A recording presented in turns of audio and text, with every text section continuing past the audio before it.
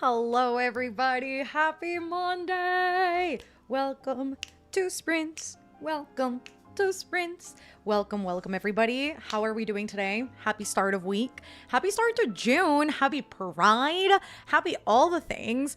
I love the fact that our very first streaming session, our very first sprinting session of June is happening on June 1st. That's always very satisfying. I feel like we're starting off with a bang, doing all the reading. Maybe if you have like any rollovers from May that you still have to finish, you can work on those today. Or if you're just starting anew with a brand new TBR, then you can also tackle those today. I think it'll be a really great time. I am really excited for you guys to see my June TBR. I feel like it's stacked. I am so excited about it. I actually need to do some editing tomorrow morning. So video will come out in due time this week. However, I today will be working on Dungeon Crawler Carl. Yes, ma'am.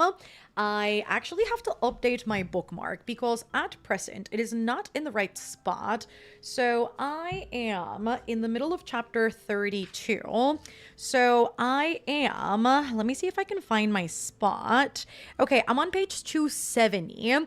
And I only have this chunk left. Granted, I am listening mostly to the audiobook, and I still have 5 hours and 8 minutes left. You guys might not know this about me, or you already know this about me, but I do listen to books on regular one-time speed. So I am going to be chipping away at it today. I'm not going to finish that today. I was going to say I don't think, but I know I'm not going to finish that today with the amount of hours we'll be sprinting and with the actual like sprint run and with the things that I also have to do during sprints. However, so long as I chip off like maybe like 3 hours of that, I think that would be really cute. And because I put up a little poll on Patreon, because I was like, you guys have to help me decide what I'm going to do, because it was in between this and Agnes O'Burt's Mystical Cat Shelter. People voted for Dungeon Crawler because I did put in the poll. I was like, well, I guess it looks like I'm going to be listening and crocheting. So I am going to be crocheting today. I'm working on a cardigan right now, and it's going to be a heart cardigan, and I'm very excited about her. So I have already finished the first 7 squares. So we have got these 2 heart ones right here, and then the other ones are just color blocks. But really great progress. I did most of this yesterday. Okay, I had a day off and I did say I was going to crochet and I took it seriously, and I love the progress so far. And I did say my goal for the week is to get to 10 granny squares. So I'm only 3 away, and honestly I do think I could crochet maybe like 2 or maybe the full 3 while we're here. So we'll see how it goes, because it just depends on whether I'll actually tackle a heart or not, because I look like a mad scientist, okay? I don't know if I'm the only one, but I have to jot down my rounds, especially when it's like this and you have to constantly be switching yarn and you have to count a lot. So I have my little post-it, okay? And I'm just like, I'm counting. And while I'm doing that, it's not so conducive for me to actually like lock in with an audiobook. So I feel like I'm just gonna do a couple color blocks and be happy, because it's more mindless than having to go, okay, I've got 12 beige ones, and then I'm going into however many the color I'm using and then switching colors again so that I can do the heart. So I think color blocks are probably going to be more conducive to success today, but I might make a heart. Who knows? We'll see what happens. Anyways, that to say, I would love to know what your plans are for today, what you're going to be reading, what you are kicking off June with, and we can go from there. But I'm really excited to see what the chat is up to. She's a professional. She tries. Okay, if I'm not counting these rounds, I don't know what I'm doing, honestly. So 1 stitch and it looks off. So it's gotta be, it's a precise art. So you gotta do the thing when it's something like that. But anyways, yes, I would love to know what you guys' plans are for today, and we can get to chatting. So let me take the camera off there. You can see that it's running, okay? She's a vlogger. She's a track star. So I need to get that off there, because otherwise it's going to record a little too much, okay? And we don't need all that much footage. We just needed some footage. But Let me get through this chat. Hello, Jackie. I was in bed, but I couldn't fall asleep, so we'll be reading until I can get sleepy enough. Current read is When the Moon Hatched by Sarah A. Parker. Hopefully you're enjoying that one. About 80 pages in, and I'm liking it so far. This is my first fantasy. Wow. Since finishing Throne of Glass, so I'm happy with how it's going. Main character is giving Selena vibes, and I already love her. Hello, Boa and Asadia. I am ready to get some reading done. I'll be reading In the Veins of Drowning. Hello, Shailene. I am going to be reading The Extra by Annie Neuschbauer, maybe, and then we'll be continuing The Summer We Ran. Hello, Sue. I just finished The Worst Hard Time about the Dust Bowl. Still in the book, reading a part of his other book called The Immortal Irishman. I am going to be starting The House Next Door as my first book of June. Wish me luck. Hopefully it's a banger. Hopefully we'll end up really enjoying it. Hello, Cameron. I'm going to be reading Blood of Elves, going to be starting When the Moon Hatched. Hello, Peculiarly. Hello, Elise. I am currently watching Fear Street 94. Good one. I can multitask though. Hello, Corey and Destiny. Currently reading The Memory Police. Hello, April. Hello, Reverie. I am going to be reading a nonfiction about genetic mutations and working on a cover letter for a job I really want. Hopefully you get it, bestie. Hopefully you will. Reading Tombs by Junji Ito. I'm just getting home from work, about to eat dinner, then take a shower. I'll be reading Happy Place, and once I get finished with everything, I'm sure there's a second part to this comment, but it's probably going to be a lot below a lot of these comments. I'll get there. I am going to be starting Half City. Let's go. Hopefully you really enjoy it. No idea what to choose to read today. Queen of Shadows, The Deal, Midnight Library, Anxious Generation, all are possibilities, but I can't choose. Ooh, I would always ask which one you've started already and are the furthest along, because I would go for that one, because if you have the possibility to get closer to finishing something, I would go for that. But also The Deal, if it is the El Kennedy one, it sounds like something you can finish rather quick. So maybe that, perhaps. Hello, Claudia. So happy to have made it to sprints today, and so happy because I passed all of my exams. Congratulations. Going to be reading Not Quite Dead Yet and hope to get rid of my reading slump. I've heard that one's really good, so hopefully it hits all the spots. Perfect timing. I just finished eating my ketchup chips. The ketchup strikes again, everybody. Hello. Oh, I am going to be eating Nutella on toast. Now that combination, not so weird. Hello, Candace. Just finished up some docs for my work shift yesterday. I am hoping to potentially read more of The City of Brass. Hello, Lily. I am currently reading Red Queen. I'm about 126 pages into it. These sprints are such a cozy corner of the internet. It's a wonderful way to start the week. I think so too. And it might be a little bit of a toss-up. I know. I'm going to apologize in advance. Next week, we're going to be trying out morning sprints. Wow! We all scream in pleasure, I am sure, all together. I know time zones are a difficult thing, and I know. And this also goes for a lot of people who rewatch that I know have found it a difficult time to join sprints because they obviously happen later in the day. And we have a bunch of people watching from Europe as well. So I think what we're going to do is we're going to try and sprint earlier next week. And by earlier, I mean early, because the only time I could do it earlier than 5 p.m. is 8 a.m. my time. So whatever that equates to you, 8 a.m. Central Time, which I realize is very early, but if it's not that, then it simply cannot happen earlier than 5 p.m. So it's going to be a little bit of an odd time to be starting sprints in, especially on a Monday, but hopefully, you know, as a little experiment, hopefully it'll be a good time. Even if we just do it once. It could be cute, perhaps. Maybe, I don't know. It works on Patreon, but I'm not sure on public sprints, like how that would work. But you know what? We won't say we didn't try, at the very least. So we'll get there in due time. Hello, Rita. Hello, Sarah. I'll be listening to more of The Odyssey and reading more of Dead Weight. I think this is the first time I've been so early. Hello, Noah. Didn't even know we had a starting stream screen. How's everyone doing? I'm having a beautiful start to the week, actually. Very productive. I went on a little coffee shop date by myself earlier, and I had an extensive to-do list. I started out the week, and I didn't realize just how much I needed to get done. And then when I actually sat down to make that to-do list, I was like, oh, we have a lot to do. So a lot of admin ensued this morning. I am very excited about many of the things I'm going to be filming and working on.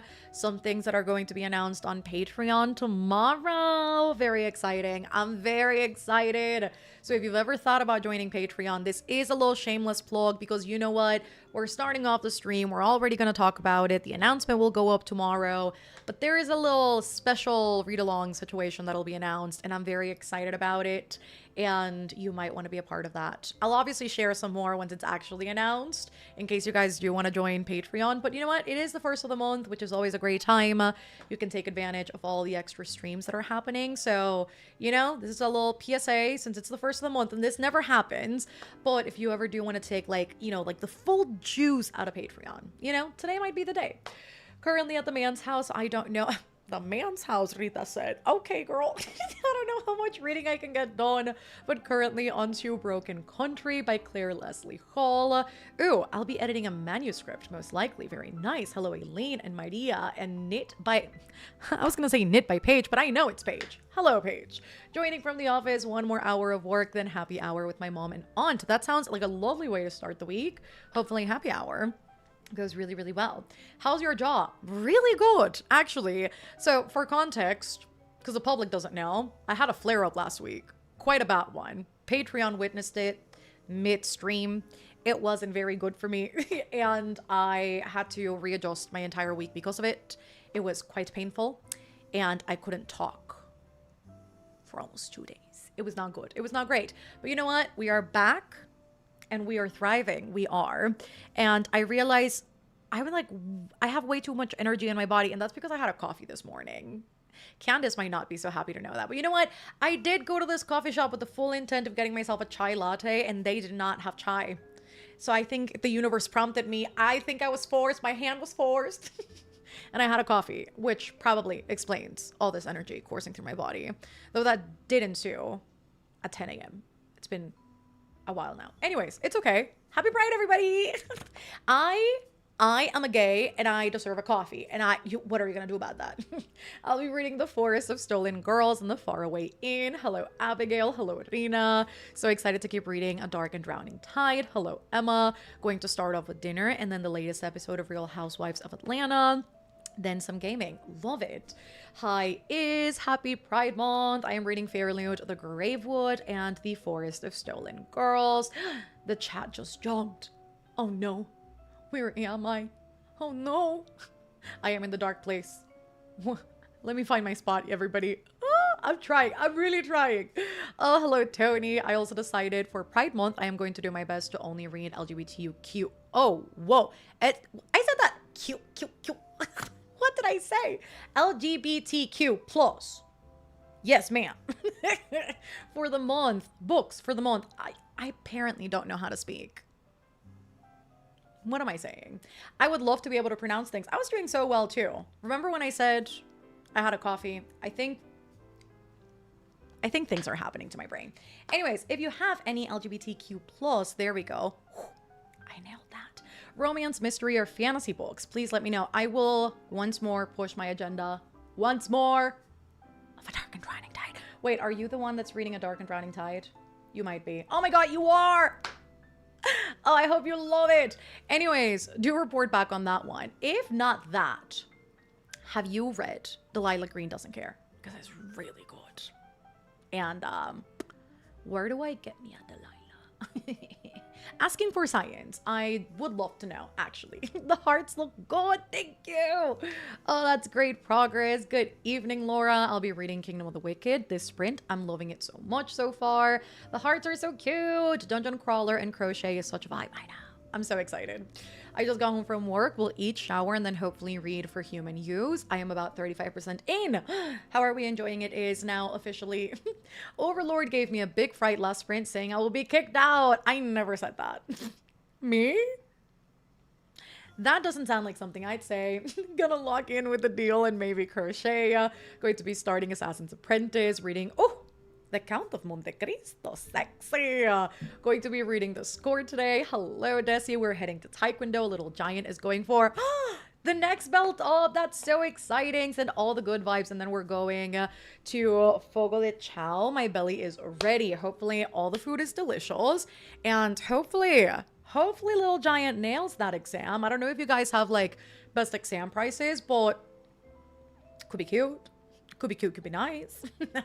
So do report back on how that goes. Buenas, buenas, Fatima. How long do you usually make those clips for the vlogs? B-roll? It depends. It depends on what I'm filming, and it just depends on me forgetting that it's running. So some B-roll shots will be like 5 minutes. Others will be 3 minutes. Others, when I'm reading, are probably like 10 minutes long, especially when I'm like turning pages, which is like the shot that I want. So it just depends on exactly what it is that I'm getting. Hello, Estelle, reading The Deal. Don't know what to read, and none of the books I've started are doing it for me. Ooh, do you have anything that you're like interested in picking up that might be cool, or that maybe we could choose for you? I've had a very long day, but I just had dinner and I'm about to get cozy. Oli, oli, otra Fatima. Hello. Hello, Pedro. I'm going to sleep. Catching the vid later. Good night. Hopefully Pedro is getting a good night's rest. Ooh, on the car ride, I'll read The Deal.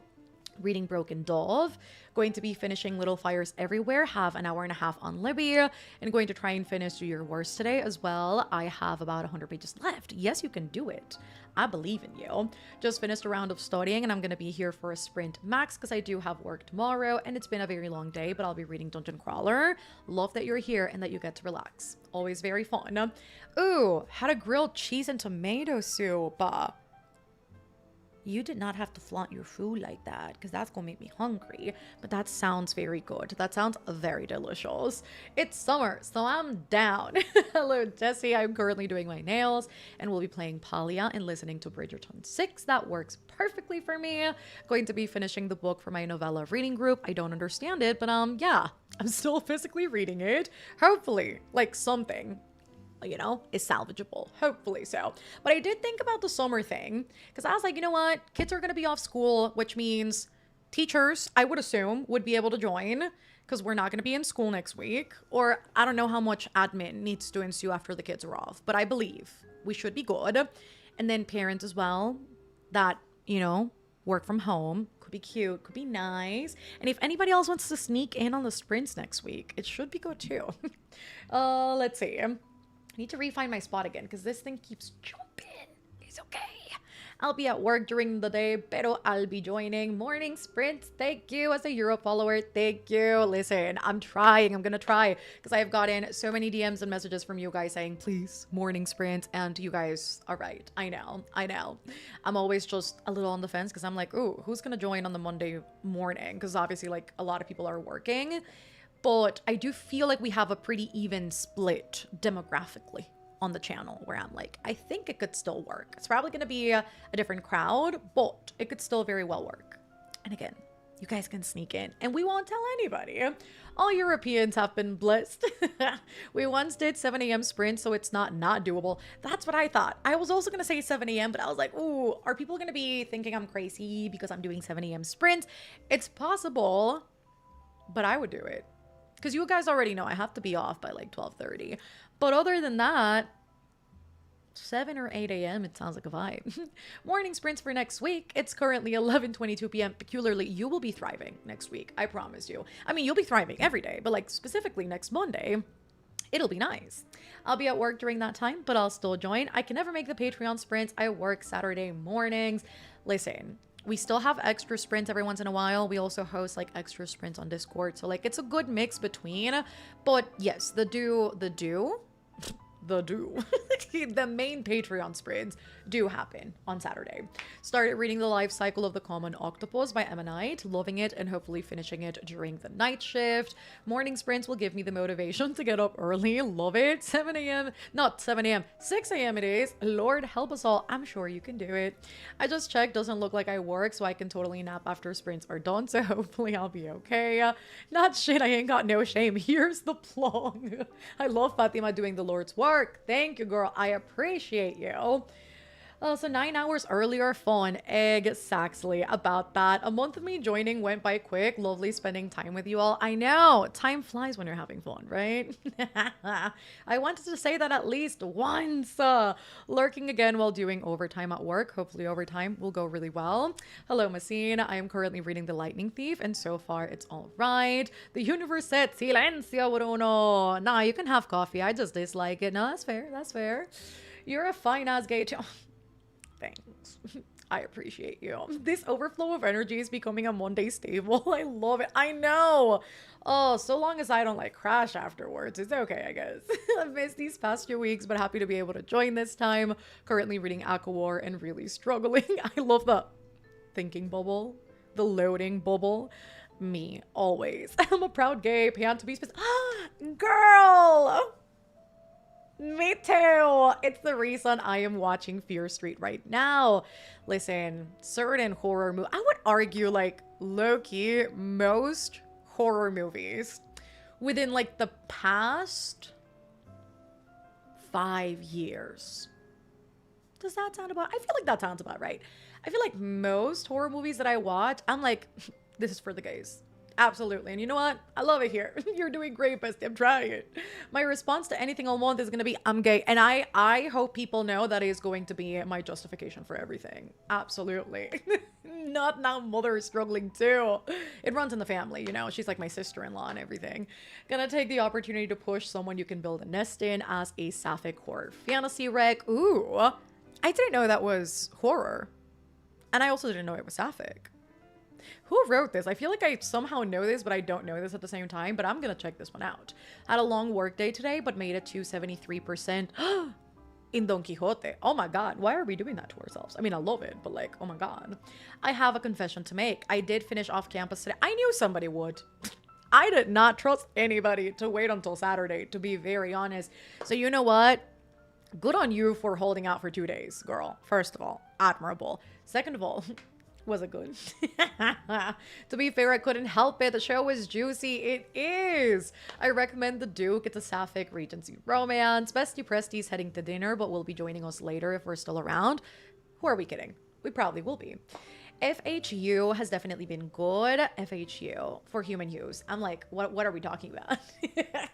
My expectations were set perfectly last week, so I'm not too disappointed. It's not completely focused on the dating dead bodies thing. You know what? Hell yeah. Someone you can build a nest in is in my TBR this month. Just waiting for a gloomier day to read it for the vibes. Oh, that sounds lovely. Hello, Angela. I am really happy to finally catch a stream. Not so happy about having to study for uni during the sprint. At least this will hold you accountable and you'll have good company. Me and the rest of the chat. What else could you want? What else could you ask for? But hopefully all the studying goes really well. I'm so glad that I don't have to worry about school right now because I'm probably going to college next year. I love the probably, but you know what? You get a little break in between. It's going to be great. 7 a.m. public sprints might be a little too psycho. You know what?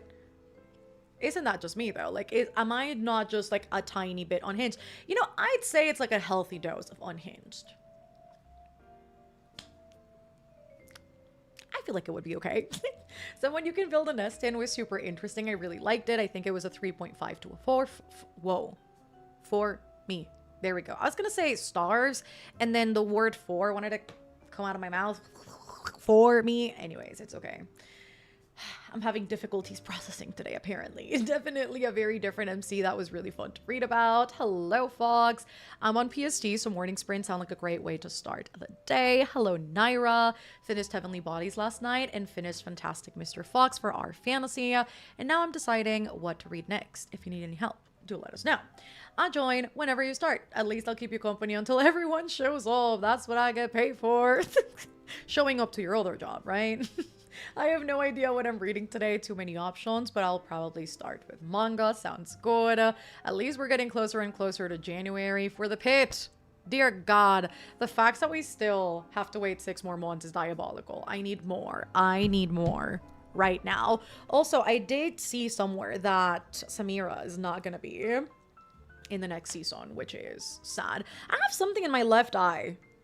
and it needs to evacuate this body because what's going on, which is sad. I feel like I get it though because of the whole like, oh, they're interns or they're doing like their residence and then they're leaving and it's okay.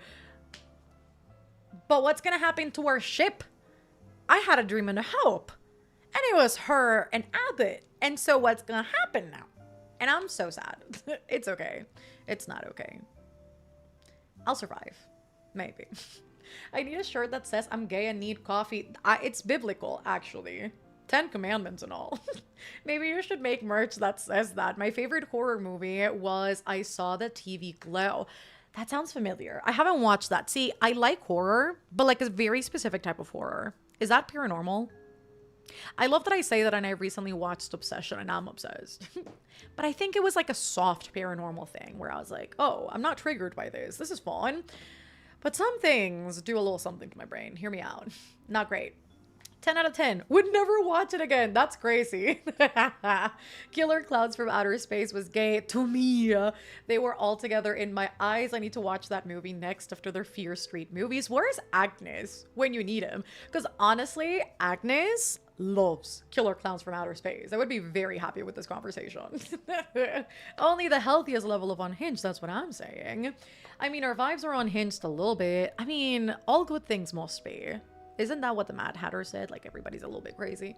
My package for the God and the Gumiho just arrived. Let's go! Oh, I'm so excited for you. I'll finally have someone to hang out with me at the ass crack of dawn at work next week.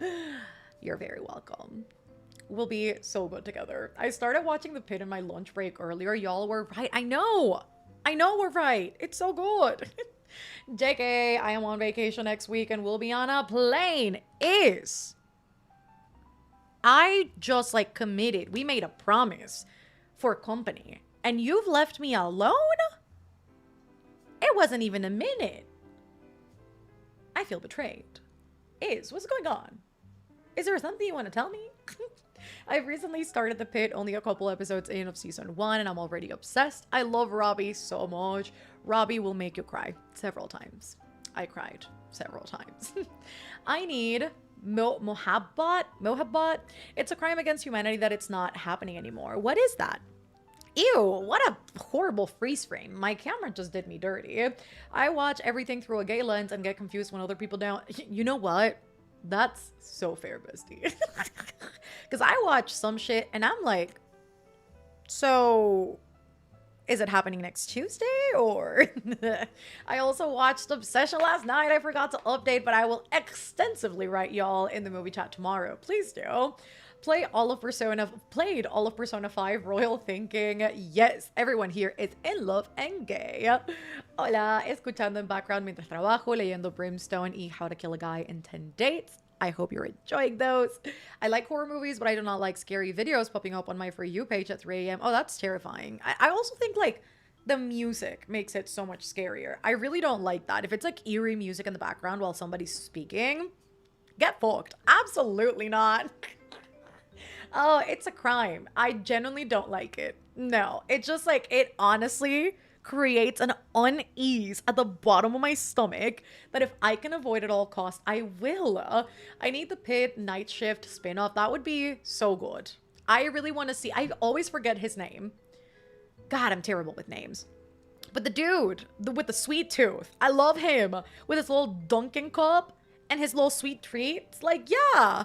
Like, everybody needs a little sweet treat to survive. He is me, I am him. I love him. I recommend watching that movie without knowing anything about it, Mel. Oh, dear God. Okay. I'll trust you. And if something happens, I swear to God, you better watch your back. I will be coming for you. Very gently, but still. Because I cannot handle too much. I still need to watch Obsession, but oof, I'm scared, honestly. Maybe you should be. It's a lot, but it's really good. Guess who finally got to pop in? Hello, Vixen. Think I'm just going to play Pokemon today. Not really in the mood to read since my highlighters are all packed up. Totally fair. Hopefully playing Pokemon goes really well. I've been eating a lot of spicy food lately, and every time I go do... Okay, TMI. Prepare yourselves, everybody. Let's just say it isn't the best experience. Not my butthole is about to give up. TMI queen, Masin, but you know what? I respect you for it. I respect you for putting this information out on the internet. I think we all collectively needed to know this, and I appreciate your service. I hope you survive. All of you. Not just parts of you. I hope all of you survives. Yeah. Samira and Abbott need to happen. And I'm sad that it won't. But maybe it was Delulu all along.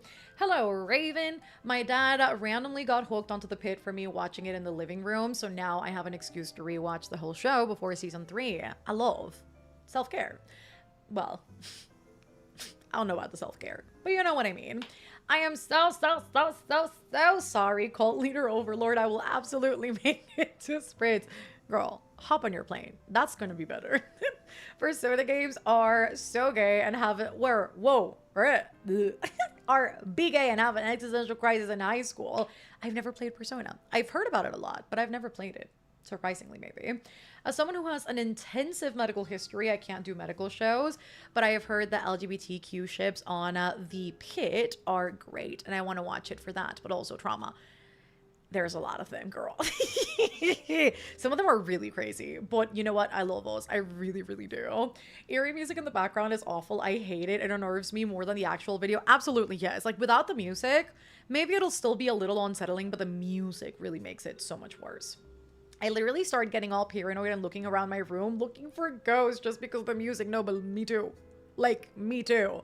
And then if I'm like in the bathroom, I have to have like the door closed if I'm looking in the mirror, because I'm like, what happens if something walks behind me? We're not doing that. Yeah, no, my brain will do extensive things, okay? My brain's interesting. Be prepared with your tissues then. Hello, Pin. I am reading the blind date. Ooh, LGBTQ blind date with a book from my library that is prescribed as for lovers of punk bands pursuing dreams. Ooh, community and friends. Love. Hopefully it hits all the spots. I kind of want to read something more light in terms of world building, so I'm in between the spell shop, the natural history of dragons, annihilation, or a Dark and Drowning Tide. I am going to vote a Dark and Drowning Tide. You already know. Girl, y'all need to know my suffering shouldn't go unnoticed. Hell yeah. Absolutely. We all needed to know with you. If you must bear this knowledge, well, actually, if you must suffer, we must bear the knowledge. Like, it's a collective suffering. It's okay. Freaking love horror, but I'm also the biggest scaredy cat at the same time. I feel like you would like Persona 5 Royal. I just convinced Bella to look into it. Okay, wait. This is where I go on Steam to actually check this out, because I don't even know what this game looks like. Again, I hear about it a lot. But do I know what it is? No. Persona 5 Royal. Oh, wait. What is this thing? It's loading really slow. Please hold. It's asking me for my birthday, girl. All right. I'm just gonna do whatever. Okay, okay, the volume is lowered. Okay, what is this? Okay, so lead the Phantom Thieves of Hearts in this award-winning whatever. It's an RPG, love, dungeon crawler, party customization, strategic combat, and Persona fusion. Explore Tokyo, ooh. Build relationships, battle shadows, ooh. Me when I watch a horror movie. And infiltrate the minds of the corrupt to make them change their ways. Oh my god, love. Okay, let's see this. I'm watching the trailer right now for Science. Okay. I really like the graphics of this. Oh my god, this is so cool. Wait. Oh, I really liked the shots walking through Tokyo. I think that's really fun. And after reading Dungeon Crawler Carl, I'm like, low-key, this would kind of be really nice. What happens if... Listen, my patrons made me download Palia so that I could play that this Friday because we have a cozy game night. But maybe next up, one of the next things I have to try is Persona 5.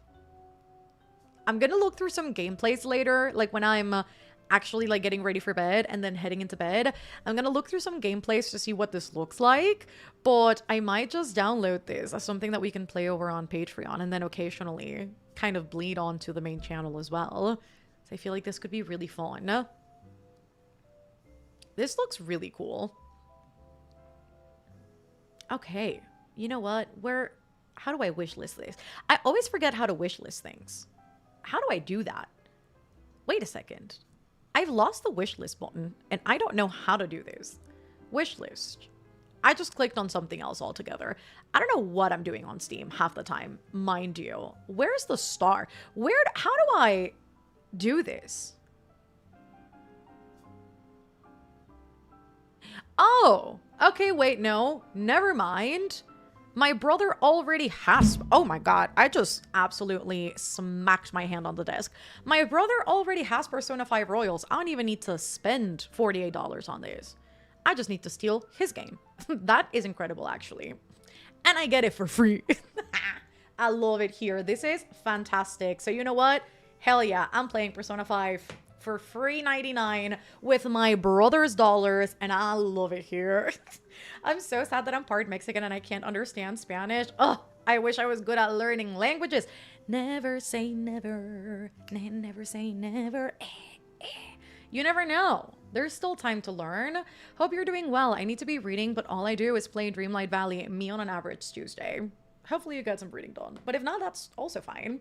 Fine, I guess I'll watch The Pit. Not like I read it, not like I read it all anymore. A British female-created comedy show called Smack the Pony had a skit about a woman being chased down the streets by leaves with totally over-the-top scary music playing. Let me guess, you were scared. I would be too. Have to read 45 more minutes for 75 booked, reading fangirl graphic novel. Because the library wants it back. Don't let them take it back. Finish it. Finish it before they take it. My intrusive thoughts are like, don't you dare look into the mirror when you're using the washroom in the middle of the night if you don't see. Oh my god. You know what? With this in line, like, I always, like, I'm so on the fence about saying BM because I'm like, oh, if I say it out loud or if I think it, like, does it count? It's not even like a real thing, but I'm still like so frightened. Supernatural did a number on me, okay? I'm traumatized for life. Love horror fave part is the jump scares. Ooh, and screaming to the scary parts. I do have to say, I'm not typically a screamer in horror movies, but Obsession made me scream a couple of times. I was even surprised that was happening in the movie theater. People were laughing because I was screaming so loud, but you know what? Can't remember the last time I did that in the movie theater, and it was low-key kind of fun. Also, I just realized I never put in my little, I'm currently reading Dungeon Crawler Carl. Let me put that in, because I literally made it, and I was like, oh, I'm gonna put it in. There we go. Might as well. I'm so serious. I will join the Citadel if it helps encourage you. I mean, if you want to join and you think you'll have a good time, you can join. And again, looks like I'm praying it. I am praying, maybe, to my deities. But also, I am playing it for free 99, and I love it. I love that for me. Hello, Will. Jesse is so excited for you to play that. I love it. I will watch you play it on Patreon if you decide to play. I'm obsessed with Palia. It's my favorite game at the moment.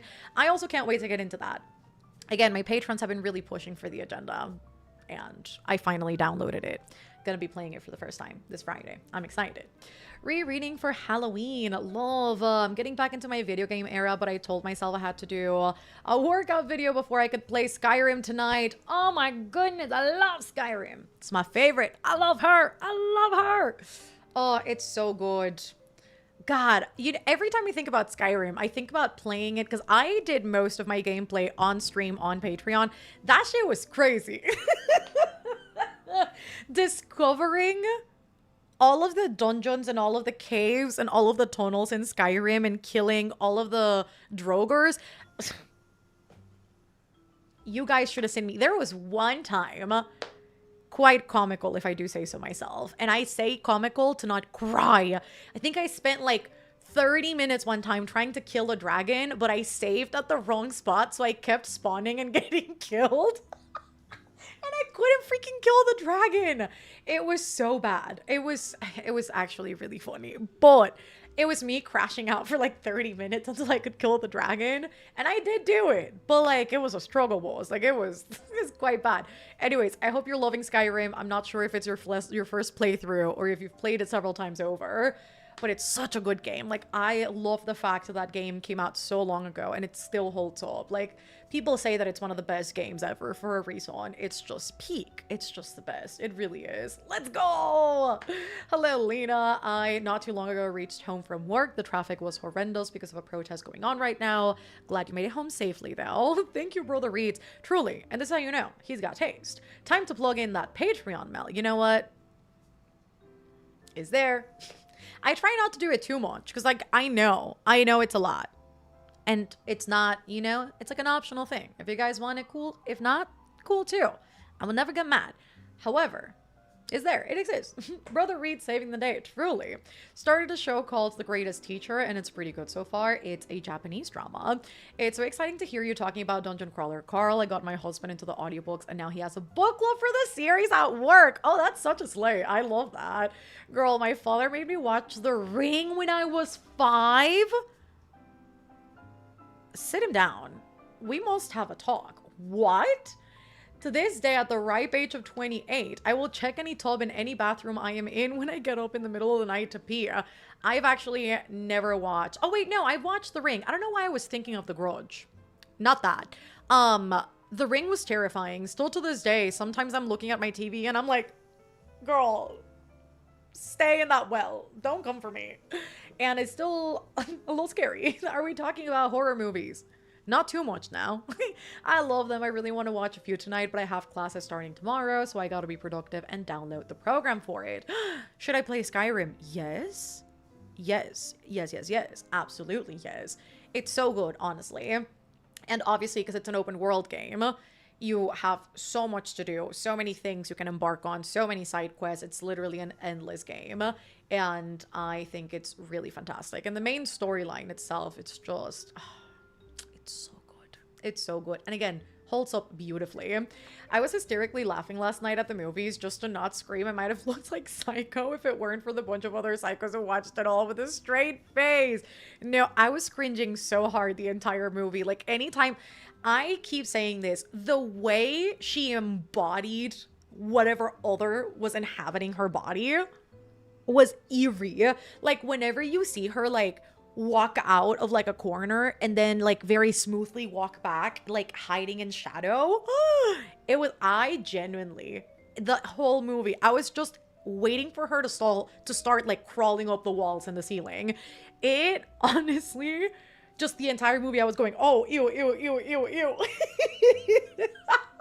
Everybody around me was laughing because I was like, genuinely, this is terrifying. And I don't know how people don't find this terrifying. It's just, oh, it's crazy. Oh my god, I got Fatal Frame 2 remake for my birthday and I've never been happier. I'm gonna have to watch those videos. That dragon, that was a crazy time. It was awful. And that's honestly on me for compulsively saving because I'm always so scared of getting killed mid-gameplay and then spawning somewhere really far away and having to restart. And I saved at the worst possible spot because I was already kind of dying. And then I saved when the dragon was looking at me, waiting to just like breathe fire onto my face. And it killed me too many times. And I almost gave up, but I did it. I did it. Will be shiny hunting in Legends. So if I get a shiny but not my target, would anyone like to name them? If I post in chat, absolutely. Hell yeah. What is Skyrim about? Okay, so Skyrim. Let me try and see if I can explain this in a good way. I might not be. Oh my god. Okay. Let me access the database. I sounded like Animal Crossing. Oh my goodness. So Skyrim is about the Dragonborn, which is you. You are the Dragonborn bestie. Spoiler, it's not. Anyways, so basically the Age of Dragons has returned and like the big bad dragon has returned and he wants to like conquer Earth or like the planet with a bunch of different evil dragons, and you're supposed to hunt them down and prevent basically like the end of the world as they know it. And that involves obviously training, going to like the dragon guild and like doing all these things, and it's so cool and it's so beautiful, and I love the game a lot. And that might be like the worst description ever, but it's kind of what it boils down to. Already witnessed some homophobia on June 1st. Who's playing on June 1st? Hate living in a smaller conservative city in Canada. Who do I need to fight? Point them in my direction. I'm fired up from Taekwondo today. I can take him. It's a sign. Skyrim is on sale on the Switch right now for 60% less. Girl, literally say let's get it right now.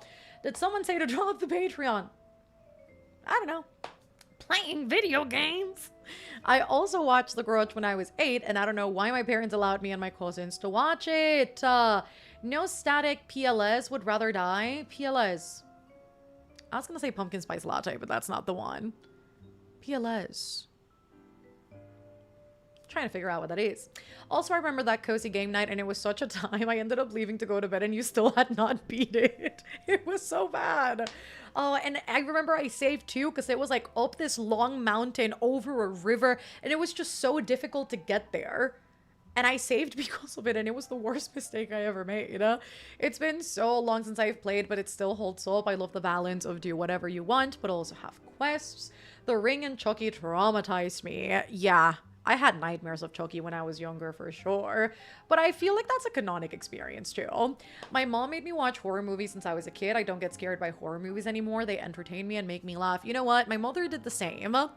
And that did not make it better. So you're stronger than me. My family movie nights were horror movies. Same with mine. All of my family loves horror movies. And now I'm like the one opposer where I'm like, don't do that to me. Me at age 6 crying at Chucky the Grudge, Day of the Dead, single dad childhood. Chills. She was giving spider energy in that scene. Crazy work, wasn't it? Right now I'm obsessed with Librarian, Tidy Up the Arcane Library. It's been a really good game. I need to check that one out. I think either somebody suggested it or I saw it when I logged onto Steam, but I feel like somebody recommended that and I'm like, I need to check that out for sure. Have any of you seen Goodnight Mommy? My cousin used to lock me in the bathroom and make me say Candyman 3 times, so now scary movies don't scare me. I have not seen Goodnight Mommy. Japanese horror films don't count. They are good at making them scary. I would argue like most foreign to us horror movies are pretty scary, because also like Spanish horror movies, scary. Japanese ones don't even get me started. Like, they really know how to do horror well. I would also argue Korean horror movies are, like, quite good as well. But I do think, like, the emphasis tends to be, like, pretty different from, like, horror to horror. But, yeah, Japanese horror, which also, like, a lot of our, I guess, like, Western horror movies, like, are originally Japanese anyway. So, go figure that the ones we have watched for the most part are scary. The originals are scarier, which is... Ring was a really good movie though. I agree with that. Which movie? I love horror, mostly psychological. I don't love gore. Obsession, which is psychological. It's gore. It's also a little paranormal. There's a little bit of everything in there.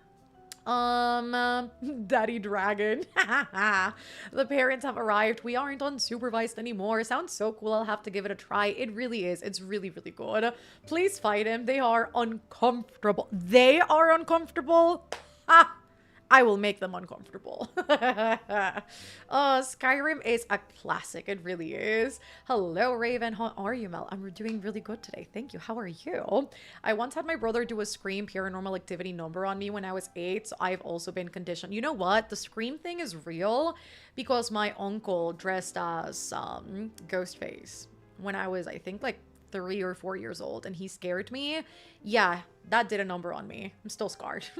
Going to be reading One Dark Window, 50% in, loving it so far. At 8, I was allowed to watch The Shining and the original. Ooh, the original Poltergeist is a movie I've never watched, and I definitely don't plan to. But Tim Curry's, it was out of the question. Skyrim Cozy Game Night, anyone? Listen, I could switch out to some gaming tonight. It could be. I could do it. Listen, I'm gonna be, like, mostly, obviously, like, reading and crocheting.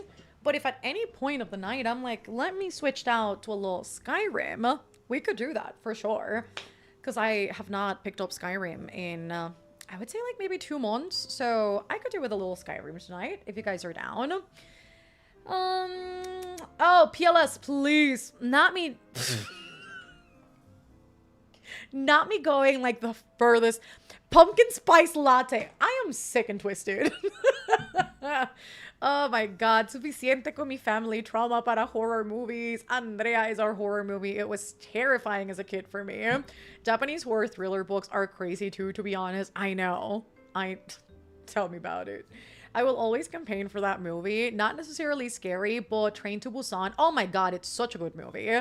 It's an amazing movie. It made me sob, honestly. That's one of my favorites as well, and one of my mom's favorites too. Like, anytime we're sitting down and we're like, oh, we want to watch a zombie movie.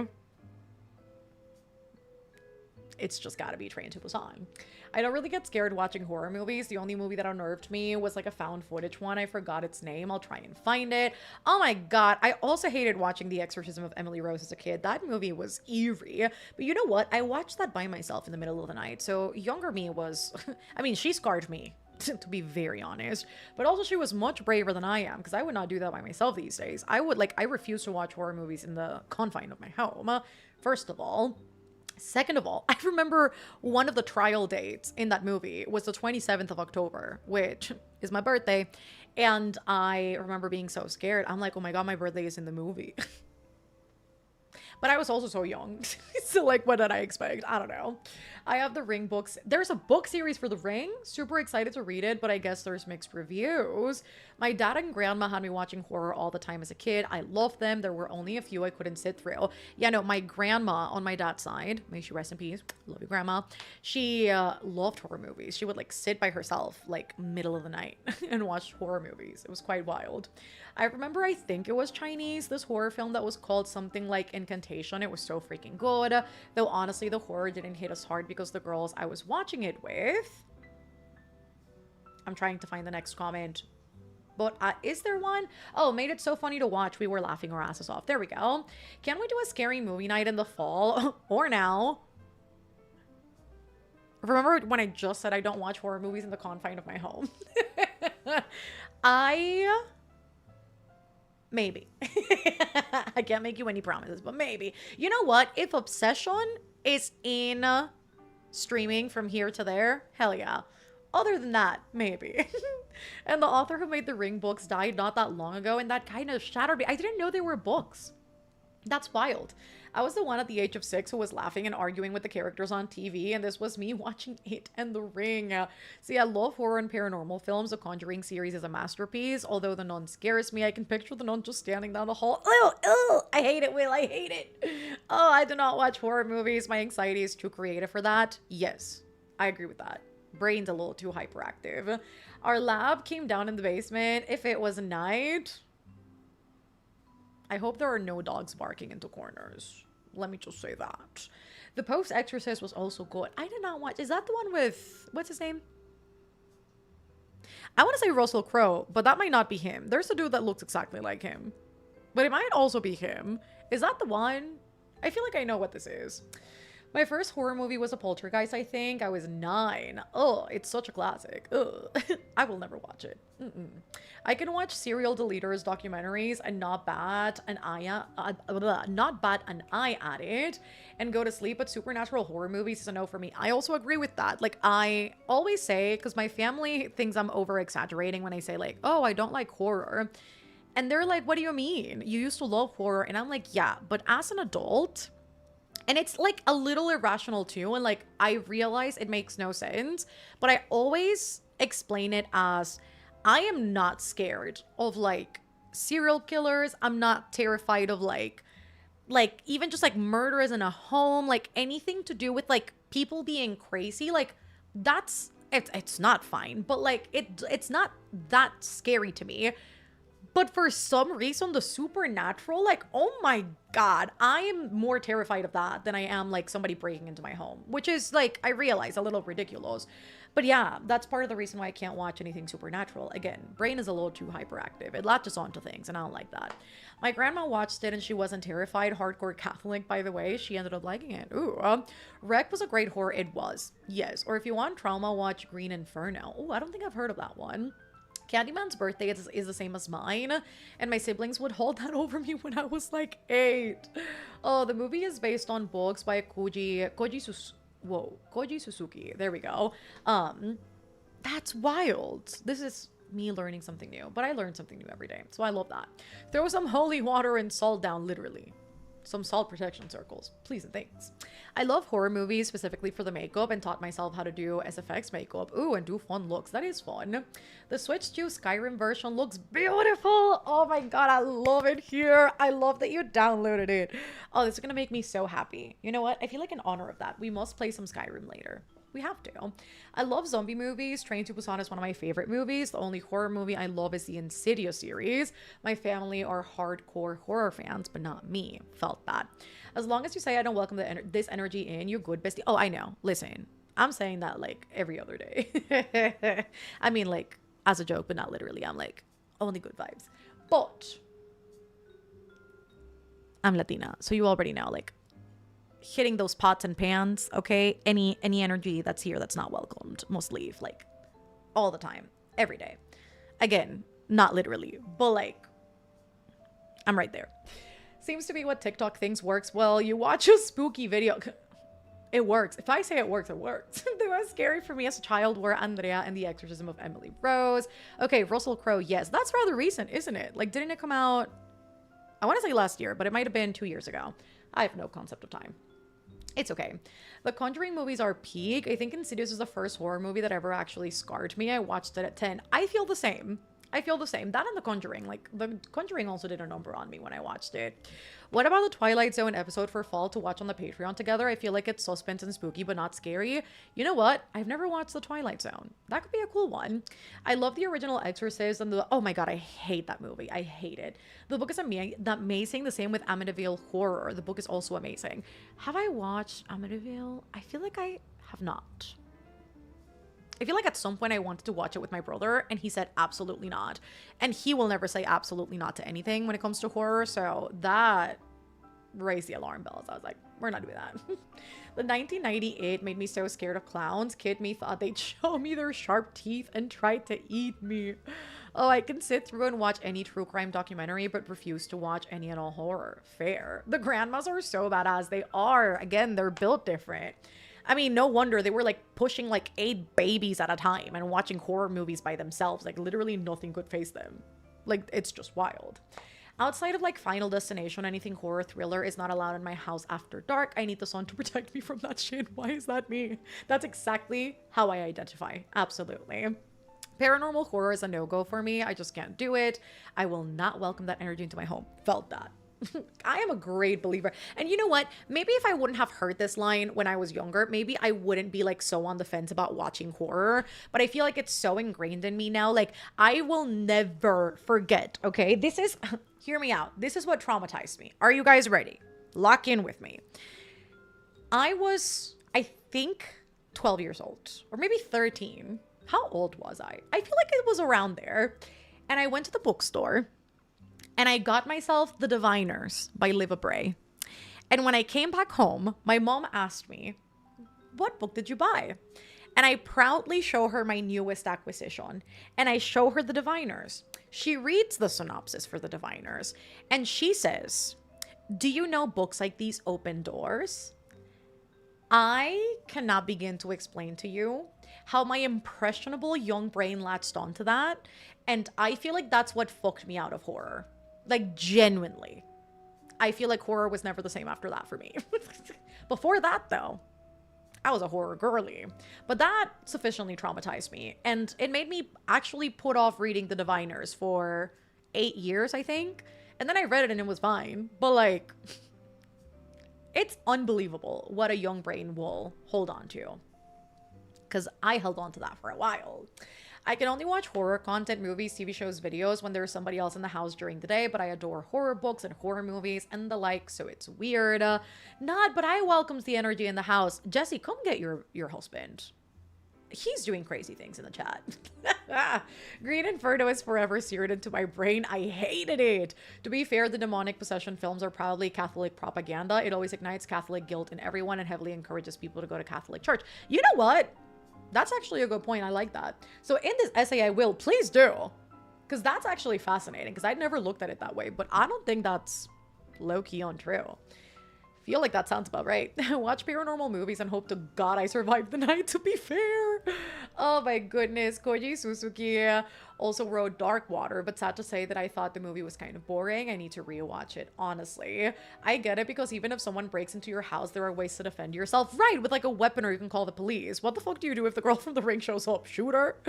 I don't even have a gun. But like, you know, like, what do you do? It's like, so here's my thing. This is actually... you just said like what I always say, but like in like different words. If somebody breaks into my house, it is a situation I can somewhat control, right? Self-defense is something I know. I'm continuing to learn. But like you have ways to like figure it out. Something paranormal is like so out of my control that like be gone, bitch. Like that's about all I can do, honestly. Didn't watch movies, but watch creepypasta. Oh, creepypastas are awful.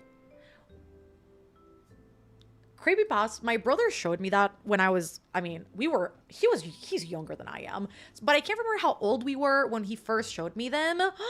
I couldn't sleep for days. It was awful during the night when I was younger. For some reason, I feel like it's a rite of passage in the internet, especially for people in our generation. Limpieza con ruda all the way. Green Inferno is disgusting and just made for shock value. Okay, chusma la brujeria. Once those words are spoken to demons are like, well, damn, she said the words, guys. Gotta move on. Facts. Remember the ghost I had in my old apartment back in the day? Girl. Fuchila. Fuchi. Don't like that. I did watch a Criminal Minds episode and there was whole things with puppets and I was like, nope. Oh, I hate puppets. They're like so eerie. I don't like them. My favorite horror movie of all time is The Lost Boys. I watched it earlier today. Has anyone seen the new movie Backrooms? I heard that it is also a good horror. I've also heard that. I've heard that it's like really unsettling, but I don't know what it's about. I am a wimp when it comes to horror. Like, nope. I am sad for this lore drop. What I saw in the 90s, what I saw in the 90s didn't make me as scared of clowns as a kid. I was already scared of clowns, but sewer drains and the sewer in general, on the other hand, I'm still scared of those. Fun fact about me. First time I watched The Ring was the day Cory Monteith died. That's crazy. I was a massive Glee fan back then, and 13-year-old me was convinced the two events were somehow related. Not you blaming you watching The Ring on this man dying. Hear me out. Wouldn't watching paranormal horror movies be like practice for us to not invite that energy into our lives? I actually have a survival instinct. Is your mother was like not in my household, truly. We need some exposure therapy. I don't know about that. I have arrived from work. Monday was definitely a Monday. Welcome in, Lex. Like, not don't make me cleanse this house, sir. You know what? I cleansed my house yesterday, actually. Like, have you ever seen an exorcism performed well by any denomination in horror film? I actually wouldn't know what they look like, and I honestly don't want to know. Ugh. You know what? In fact, this convo needs to end. Moms always with these things invite the evil in speech. Canonic, okay? I feel like every mother of color, they're always like, what are you doing? Oh my goodness. So Will does watch paranormal movies in hiding. I love it. Get her with the gavel. You know what? Do you need the gavel? Because it's right here. Do I need to banish him? I will not be stopped, sir. I will put you in Citadel jail right now. You could be friends with her. I almost dressed as a girl from the... You can be friends with her. She is fine far away from me. I now remember the movie that disturbed me. The name of it is Skinamarink, maybe? It was so unsettling that I find it hard to rewatch it, and that rarely happens for me with horror movies. Just throw a Stormlight book at it. That's gotta stop whatever's attacking you long enough for you to run. And the games we used to play as kids, trying to summon demons all the time, crazy work. I know. I heard from someone that 3 mirrors facing each other opens the doors to the spirit world, and now I want to make sure that no mirrors or anything that reflects face each other. I mean, that's also like feng shui. So like, mirrors shouldn't be facing each other. A mirror shouldn't be facing your bed. What else is there? Like, there shouldn't be a mirror above you. Well, I guess it's the same. Like, not above your bed, not in any sites that face the bed. What else is there? The mirrors facing each other thing. Yeah, it also is just like, there's a lot of trapped energy in that, from what I've heard. This conversation's getting really eerie, and I would love to read Dungeon Crawler Carl and Crochet. Actually, that would be great. I'm already starting to get a little freaked out. I'm not even gonna lie to you guys. You know what? I used to be scared of dolls as a kid. I had this weird Victorian China doll. Oh, that sounds awful. I hate that. The 2016 clown stuff was crazy. I was talking about the Grudge, but that works too. Oh, never mind then. I'm an agent of chaos. Yeah, I hate mirrors. No mirrors anywhere. Got it. You know what? Low-key, when I moved, I was like, yeah, I'm not gonna have like mirrors other than the ones like in the bathroom, and I stand by that. Not a scary movie fan, so I can't contribute to this convo. And you know what? Neither can I. We're starting the sprint. I am very serious when I say this shit scares me. So we're just gonna move on. Me with my 3 mirrors facing my bed. Oh, you're brave, Asha. That's crazy. That is absolutely insane. Crazy work. All right.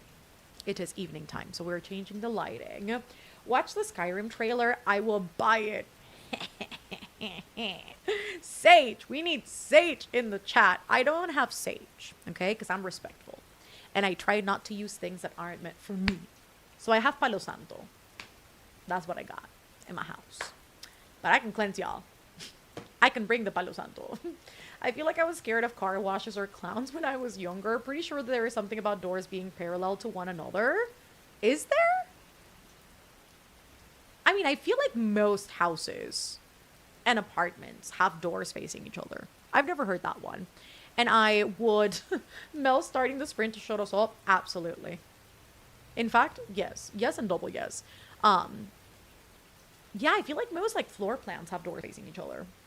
Anyways, I have spiritual ruler and holy water, as you should, girl. Anyways, I'm gonna go. We're gonna start the sprint. And so many of you guys have a mirror facing your bed. What is going on? 2 mirrors facing my bed? Lena's about to disappear on us. Anyways, I will see you guys in 45 minutes. And I need to go upstairs, actually, to my friend's apartment because I'm babysitting her cats. Sir, I must go feed them. The Palo Santo is on deck. Don't test me. No, but literally. Anyways, whispers. I thought we were starting a sprint. We are. Anyways, I must go upstairs, feed the cats. I'll be right back. I'll be watching the chat. Y'all better behave. On my phone, okay? I'll be back in like 15 minutes. It'll be okay. BRB. What the French toast did I miss? A lot, Fatima. A lot. In fact... Horror talk is over. It's over. I'm done.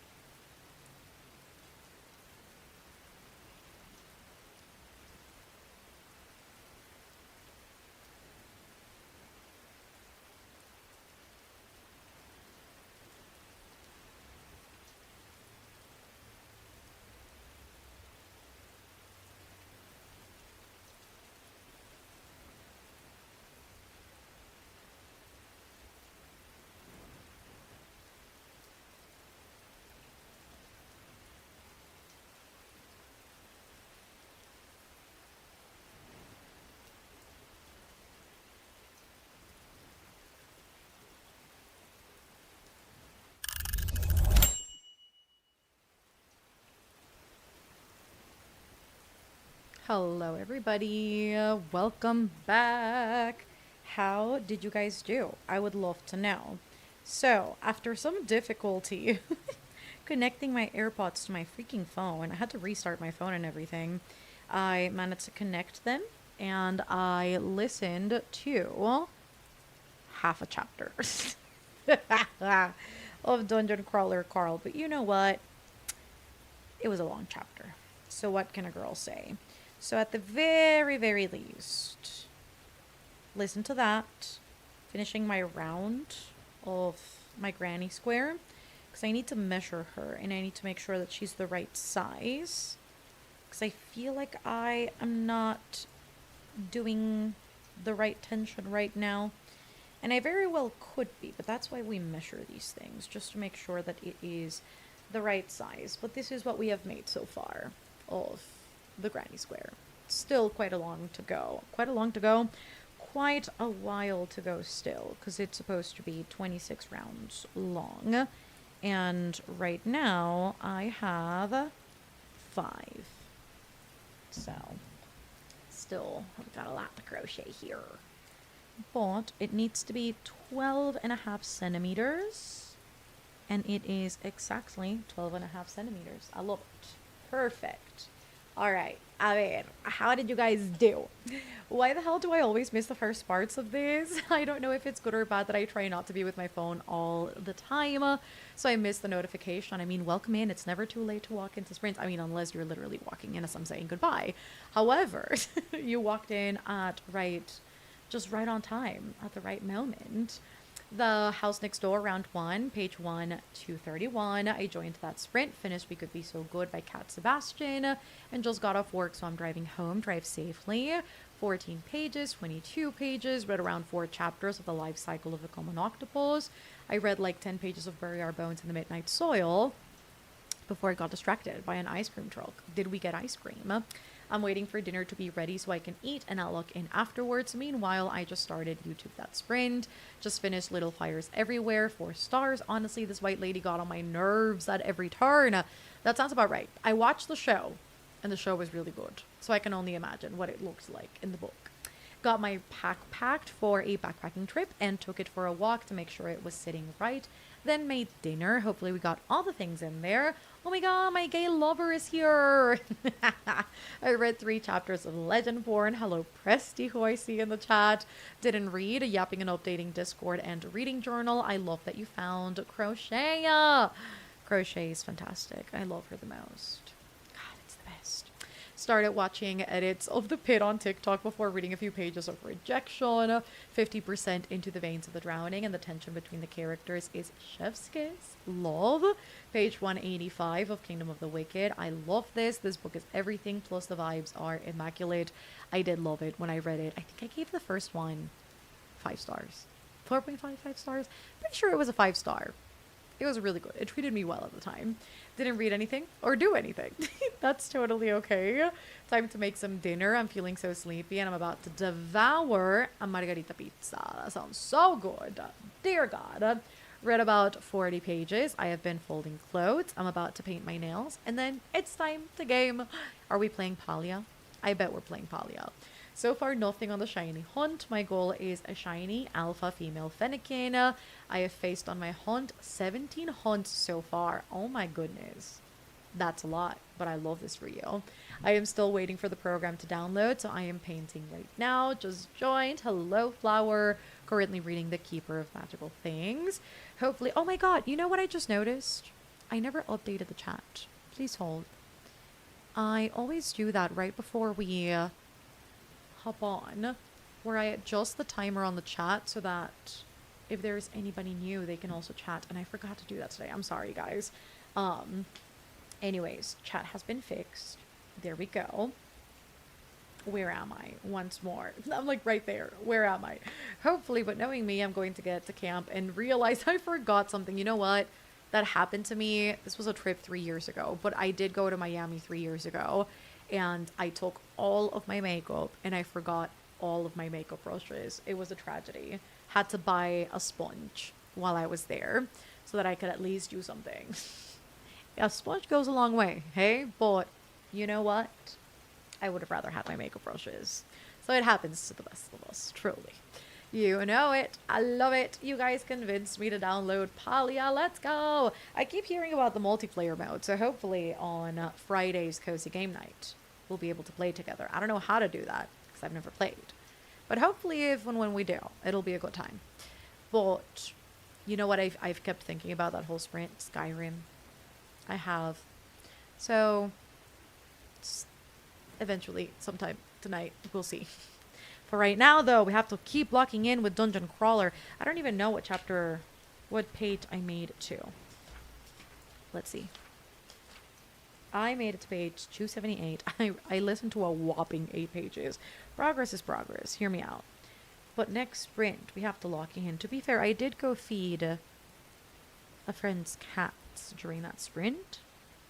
So, there's that. How long is this book? This book is 427 pages. I'm like almost 100 pages out from finishing this. I'm like 50 pages away. I have 150 pages left. Damn. A little under that. It's not too shabby. I'll definitely finish this one tomorrow, which is exciting.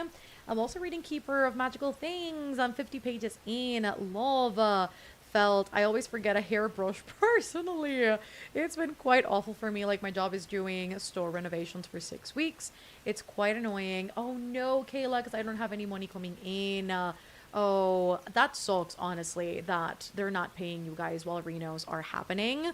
Because I will assume you're still technically employed, but that is not great that you guys are not getting paid during that time, because you would expect you to still get that check-in. I have to play so I know what I'm doing. Same. Because I, again, keep hearing a lot about Palia, but I got no idea. Even what the game purpose is, I got no idea. We'll find out. We'll find out on Friday. How are we liking Dungeon Crawler, Hefa?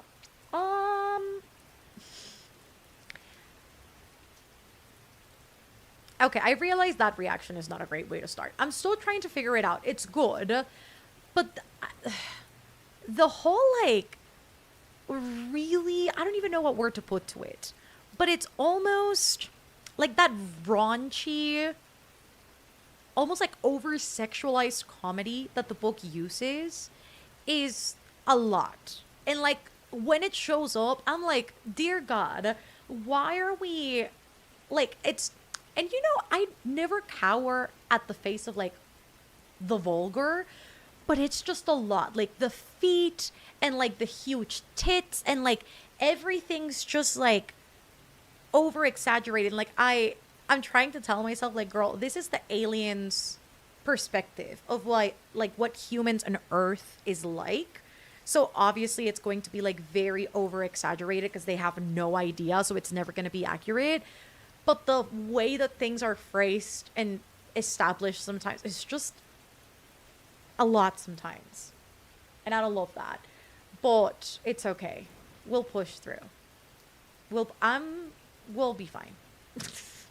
The day he introduces a female character that, will actually be in the plot and makes me believe that this is not actually going to be sexist, it'll be a good day. Because I have a fear.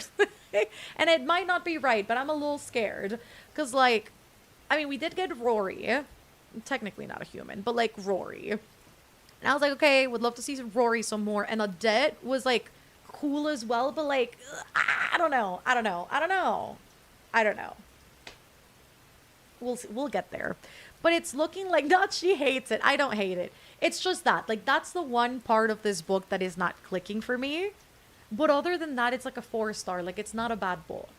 But I think with the frequency that some of these things come up, I'm like, I don't like it. I don't love that. But it's okay. It's fine. Hi, Mel. How are you? Hello. I'm doing really good today. How are you? Glad I caught your live today. It's been years I wasn't able to. Since, like, 2023. It's been 3 years. That's such a long time. But also, to be fair, I wasn't streaming that often. But welcome back. Hi. She loves to break hearts. No, I don't. I have 31% in Glow of the Everflame. Yes, I am. Since I am a permanent worker at the store, Oggs, I feel like my life is rather boring and don't have much friends who I can talk with. Oh, but that sucks that you're, again, like, not getting paid. Because if you're still, like, under contractual obligation, you would expect a check to still come in. So don't love that part of your contract, but hopefully we managed to figure something out, and hopefully we can keep you good company today. I have been reading Game On by Navessa Allen, so I can decide if I keep this whole trilogy or just keep Lights Out. Hopefully it clicks for you. Now I'm taking a deep breath. I am reading Six of Crows for the first time. I don't know what to expect. There's too much hype around it. Hopefully you enjoy it. Is it similar to male main characters in animes where they start that way? What do you mean where they start that way? I'm going to have to get a little fleshing out here. Does Dungeon Crawler have a lot of guy humor? That's what it sounds like to me from what you said. Yes, it does. Yeah, it's like, oh, and here she comes with her huge jugs. And I'm like, well, it's funny when I say it. But not when you say it, Carl. Well, I guess not Carl. Well, it is Carl. But it's not like, he doesn't do it in like an objectifying way. I think it's just like the verbiage that's being used to describe a lot of things. Where I'm like, okay, also the feet humor. Not even Quentin Tarantino dared to do this much. Like the AI system, whenever it comes up and it's like, your stunning feet hurt somebody. I'm so turned on by it. I'm like, do we have to do all that? Oh, that's how I felt about How to Become the Dark Lord and Die Trying, but I had to DNF. Inhale for 7, exhale for 8, William. That would irk me so bad. Love you, Mel. It's always nice when you happen to read my messages. No, I got you. Hello, Valerie. I'm currently on a work trip in Texas and had the best barbecue I've ever had. That sounds awesome. Settling in for the night, reading The Caretaker. That's why I didn't continue reading it. The feud humor got to be too much. And I've heard it gets worse, which is the worst part. You're not wrong with your Dungeon Crawler take. I kind of cringe when I read all of those in the book. I'm reading the mime order and thinking of making, a summer reading bingo. That sounds incredible, actually. I love that. Not gonna lie, the foot thing kind of takes me out a little bit. Yeah, it's a lot. It's a lot, and when it comes up, it's like, even in the audiobook, like, when I read it physically, I was like, okay, that's kind of weird. But then the audiobook makes it weirder, and, like, that's the point. Like, it's supposed to be. But I think that paired up with, like, all of these things about, like, you know, like, women looking a specific way, or, like, you know, I don't know. It's not, again, I'm trying to, like, again, think about it in again, it's the aliens, and the aliens think this is what Earth and humans like, and what will appeal to, like, the rest of the galaxy or whatever, because they don't know, because obviously they're not from the bouts.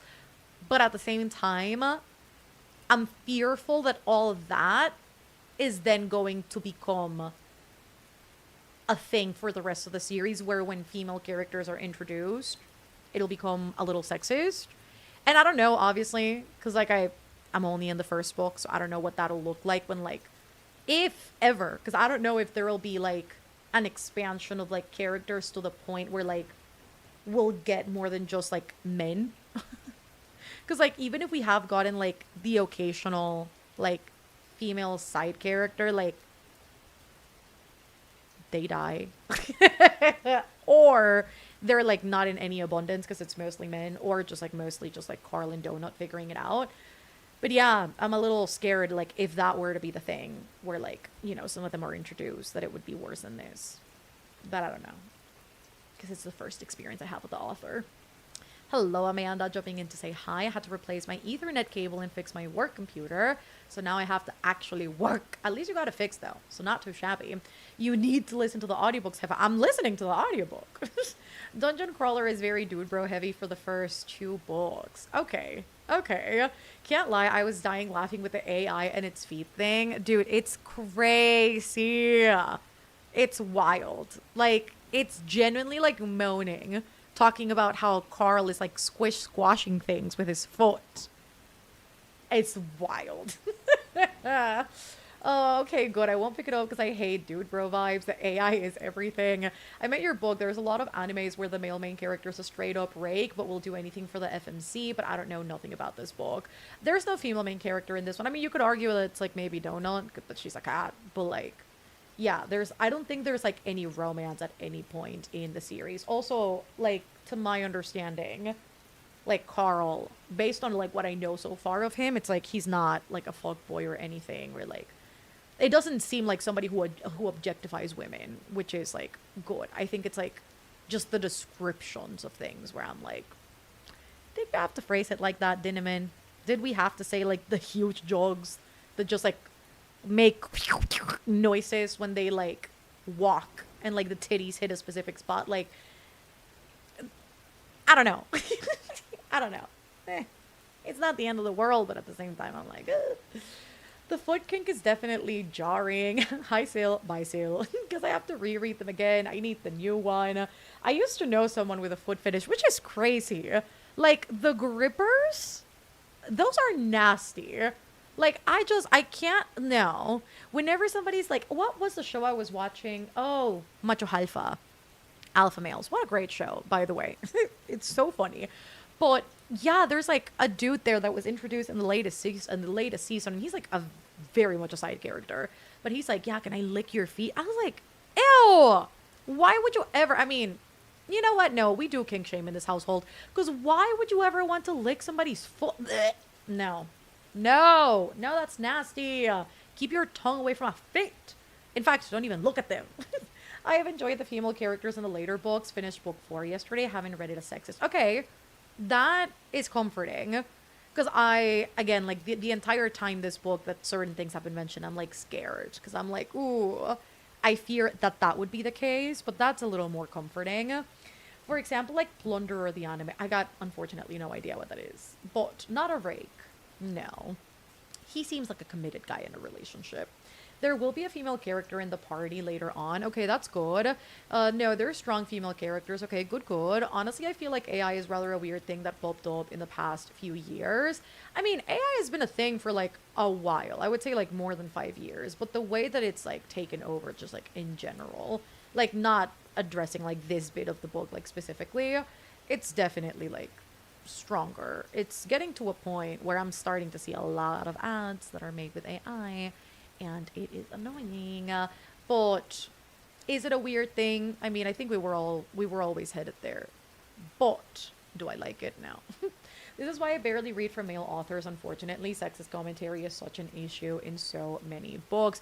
You know what? Surprisingly, I feel like most of the fantasy books that I have read by male authors, they thankfully never infringe on that zone, but again, I don't know, like, I don't know if sexist is the way that I would categorize, like, those jokes that come up, but it's just specific. Because I would say, like, it's dude bro, but, like, it also very well could be. It's like towing a really, like, small, fine line there. I feel like that's the main complaint with the books. Jeff Hayes really did the most he did. As someone who has never read Dungeon Crawler, I have never been more confused. Machos Alpha Elite! It is! God, it's such a good show. He went hard with all the sound effects and voices, and it is much appreciated. I did say that in the vlog that I'm filming. I was like, dude, you know what? If all else fails, this dude can be called a voice actor and not just a narrator, because he's really, like, transitioning between voices so seamlessly in a way that is very impressive to me. So I think he is doing the most in a really good way. Guy humor definitely is part of the books. Immediate no. I too got that same question. Yeah, Dungeon Crawler was a 3-star read for me. It was fine, but I'm not planning on continuing the series. You were so bad for the gripper gift during off campus. I stand by it. Cause like that is it. It's just like the scene. It was like play by play. Put them side by side. They look the exact same. It was necessary. I mean, I don't when it's just for her, okay? And even then, sometimes it's too much. The foot massages were amazing, though. El tipo con Esther, ese mismo, coño. Cada vez que el tipo le decía, dije, tus pies. Bleh, ¡qué asco, brother! No. Yo no lo entiendo. No lo entiendo, nunca lo entenderé. Y no lo quiero entender tampoco. Bleh. Do you know where those feet have been? Bleh. And I mean, we wash our feet. Like, it's fine. But also, no. Bleh. Disgusting. I can't do that. Didn't read anything, but I decided to read The Spell Shop, and I'm making brownies. The lip shops. Yes, Nightbot. People should join our cult. I mean, Discord. I get TikTok ads for these AI shorts that is like werewolf stories. Oh, I hate that. So we've transitioned from like weird, like real shorts. Is that what they're called? Like the little show movies, whatever they are. I don't know. Anyway, so we've transitioned from that to AI versions of that. I lose hope every day. I hate that. I really do.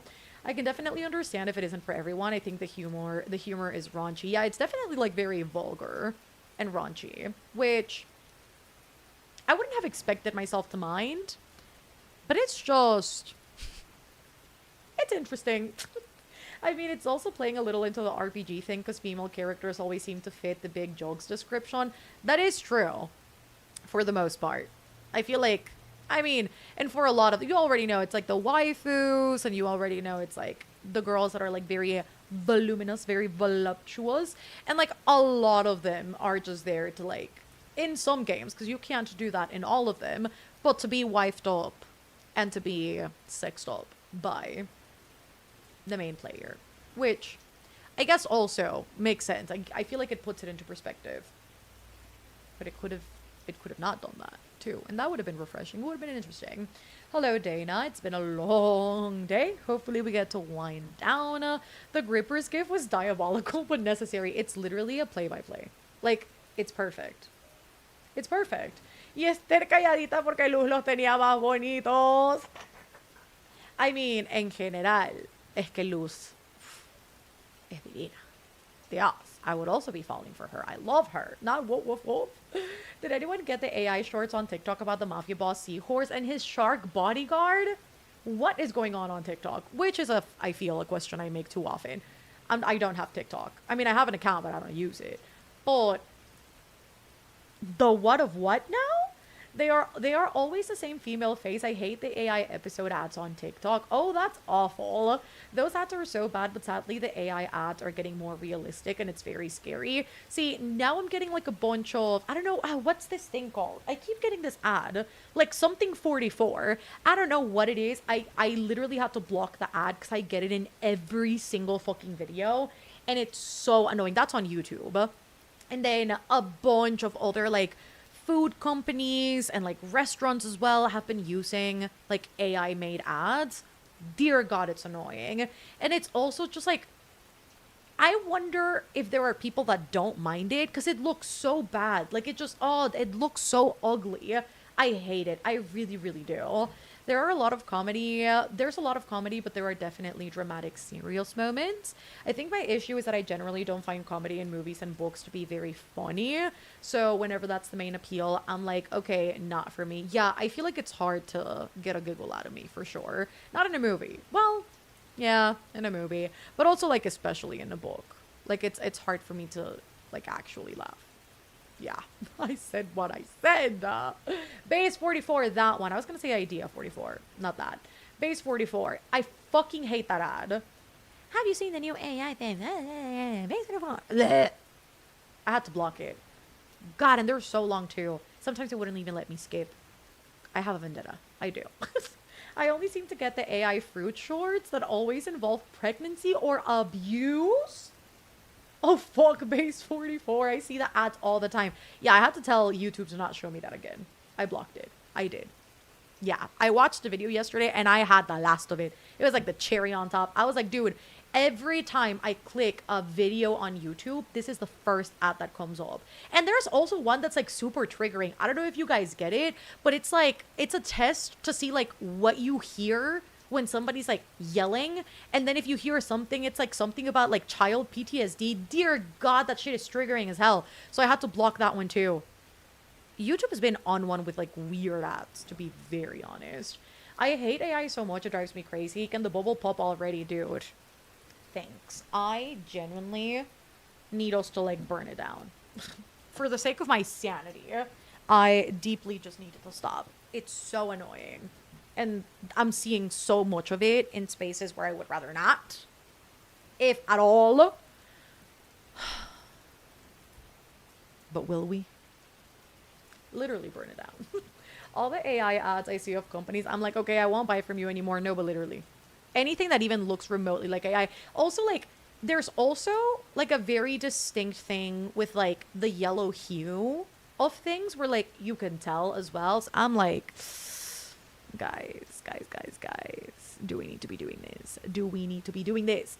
As someone with CPTSD, that's a crazy idea for an ad. What the fuck? Whose idea was that? It's really, really bad. The first time I saw it, I was like, oh, no, no, no, no, no. Get that off my screen right now. Like, my heart genuinely started, like, pitter-pattering. And I was like, no, no, no. Yeah, the trauma testing one. I had to block that one. I would also get that one quite often. The Fruit Island AI TikToks actually make me question my faith in humanity. I have no visual reference for any of this, but I bet it's annoying. I get those fruit ones too. It's so annoying. I block and another profile pops up, which that's like also the annoying thing is they have like several accounts from where these ads are being pushed out. So you block it on one account, but then it shows up because they have another one running the exact same ad. The amount of times I have found myself blocking the same ads on YouTube is insane. I hate it here. I do. I keep getting the friendly AI ad on regular TV and YouTube. I can't escape it. How to walk that sprint because I have been going stir crazy. And now I'm going to eat and have my coffee. Sounds nice. The fruit people are dumb. I don't know what this fruit people is. I'm going to have to, well, do I want to look that up? Maybe not. Maybe I shouldn't give that my attention. But I'm curious to see what this looks like. I've never gotten those ads. I am terrified to now get them. Don't let your phone listen to us. Also, TikTok is terrible with AI-generated TV show ads. You know which place has also gotten quite bad with AI-generated shit? Pinterest. Every time I click on something and it's like, AI modified, I'm like, stop! Take it off my screen. I just want to see fan art of my books. Is that so hard? God. And you know what? I'm also getting... see, this is the thing. It's popping up everywhere. I hate it. On Instagram, I also had to say like, not interested, not interested, not interested. Apparently there's accounts that are grabbing books and are feeding it into AI to like generate, I guess, like small scenes from specific books. And it specifically is for the romantasy books. And I'm like, I don't even read romantasy. Why am I getting this? Guys, what are we doing? What are we doing? Also, anyways, yes, TikTok is awful with AI-generated TV show ads that you have to watch, and it's always of a girl at school being bullied and having some hot guy save her. Hate it here. Hello again, home from work. Glad you got home safely. Oh, Pinterest. One thing to thank you. To thank to YouTube Premium, I guess. No, but literally. Strawberry head with hoops and giant jokes cheating on her grape husband who was really a banana? This just sounds like a bunch of brain rot. What is this? Like red human body with giant strawberry head?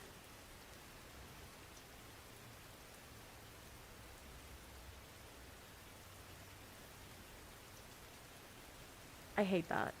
I don't know what this is, and I hate that. I find that I have to block ads multiple times on YouTube. No matter how many times I block them, I get them again every now and then. I agree. They don't have good filters for that, for sure.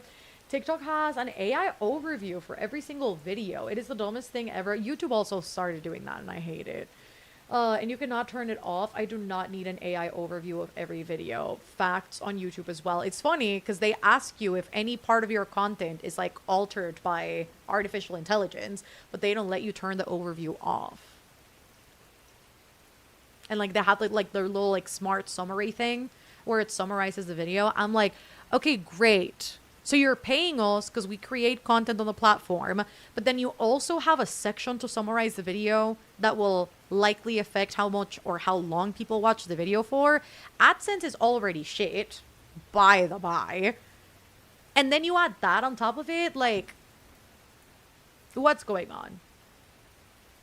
It's crazy. It's wild.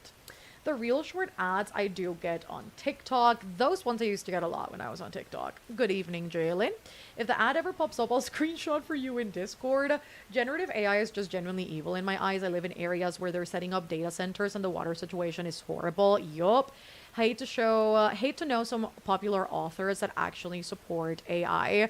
I really do hate it. Listen, and that's like something that seemingly doesn't deter people to know that there are whole communities affected by AI usage that have no water, no electricity, no connection, where the general area is also being repopulated with these insanely big centers. So like even there's people being displaced and nature getting fucked up for this. And I hate it. I really do. Because again, it seems like all this, which is also awful in my eyes, I agree with you. It seems like a lot of people just don't care for it. And I hate that for us. The only way to know the severity of Fruit Island is to literally look it up. I'm sorry, Mel. Fruit Island, is that what it's called? I hear they're not really paying anymore. AdSense. Yeah, it is bad. Which is why I always say, like Patreon is always a great way to support, especially because of it. Because, and I mean, AdSense is also just different for everybody. Like, there's people who earn more than others, less than others. Location will also affect how much you earn.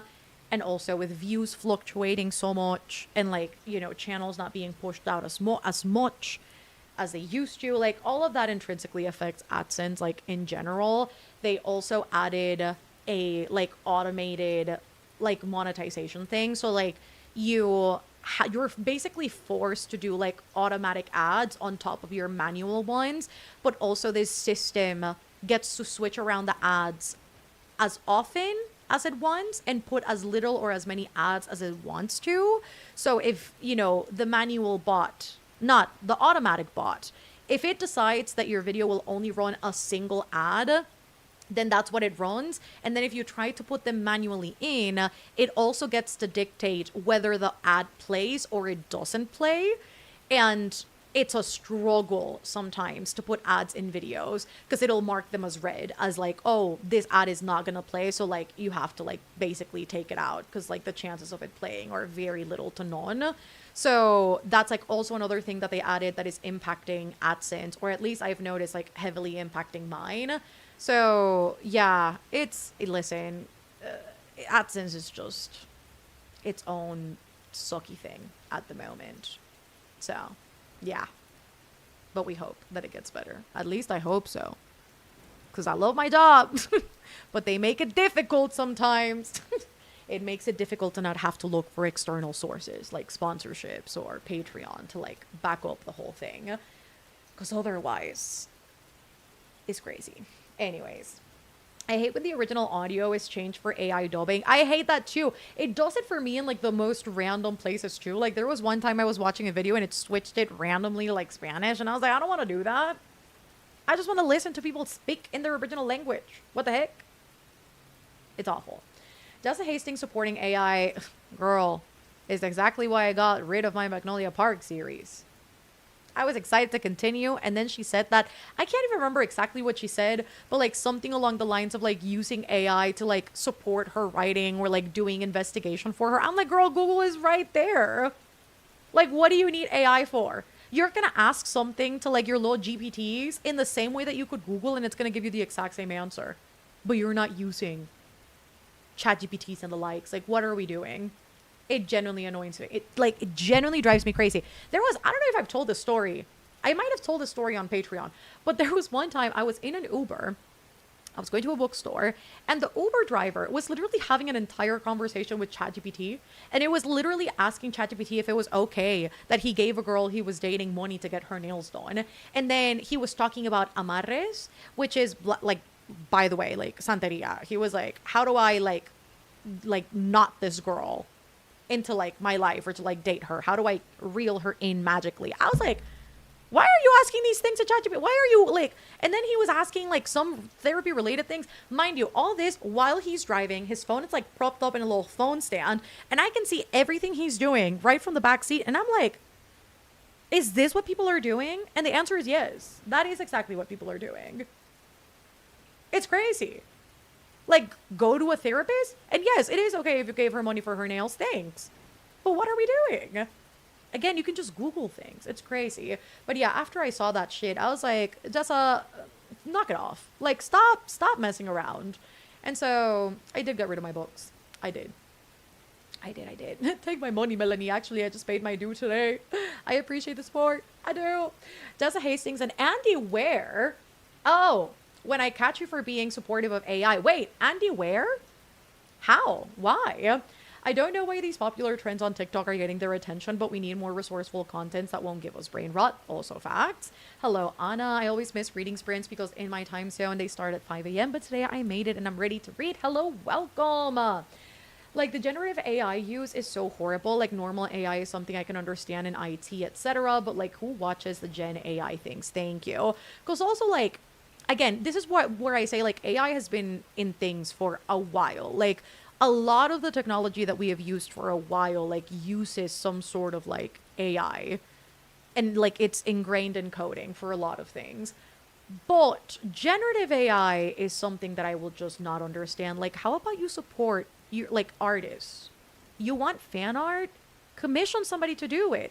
And like, yeah, it can be expensive, but at the same time, like, you support somebody who's also an artist, and artists know how hard it is to live off of this thing. You also promote their work, and it also gives you like some really cool artwork that you can use for things. Like I don't get why people opt for the opposite. Like I just don't get it. It's so silly to me. The first time it happened, I was so confused. When Jessa compared it to using a Roomba, I lost it. When she compared it to using Grammarly, she lost me. I was like, that girl, that is not the same thing. Next up, what is she gonna compare it to? Excel? PowerPoint? Girl, come on. Andy Ware is gonna catch these hands for the shit he says. What is he saying? I've not seen anything. What is this man saying? Authors using... Oh, I thought I saw, like, water coming out of my AC unit. But I think I'm just crazy. I think it was just, like, a little... I think it was my glasses. I think it was, like, the light reflecting off my glass. I got scared. Anyways, what did I miss? Ooh, is... How do we fill you in? Anyways, author using AI for books is insanity to me. Thank you. Like, what happened to the creative process? Would love to know. ChatGPT annoys me because I feel like it's making people not know how to do proper research. Also that. Very much that. Cat. That's so dumb. I hear that Google is going to start doing more with AI. I'm not surprised. Why can't people as a society write and read fanfics like those regular sensible folk? Right? I would say we turn out pretty okay. He apparently retweets generated AI fan art and stuff regularly. Oh, I feel like I know what this is. A fike? A fike. A fike. A fike. I feel like I know what that is. You're gonna have to translate for me. And has been vocal about his support for it. That's weird ass behavior. Especially as a sci-fi author. I feel like that's weird. People need to go outside and touch grass. I am not the most social person, like, at all, but I go outside and can speak to people, and I really think we need to bring back third-party spaces. I agree. Andy Ware uses AI. Oh, as far as I know. See, I knew what that meant. I know things. I did not know that about Jessa. My next book, Rebind, was going to be Magnolia. I already made and bought all the stuff to do it. You know what? You know what would be very iconic of you? Rebind it and take her name out. Magnolia Parks by BJ. By BJ Valentine. Because if you already own it and you want to rebind it, like, it's whatever, you know? But could be cute. Would be iconic. Message you in Sprint's chat on Discord, Mel. Please hold. I'm looking at this thing.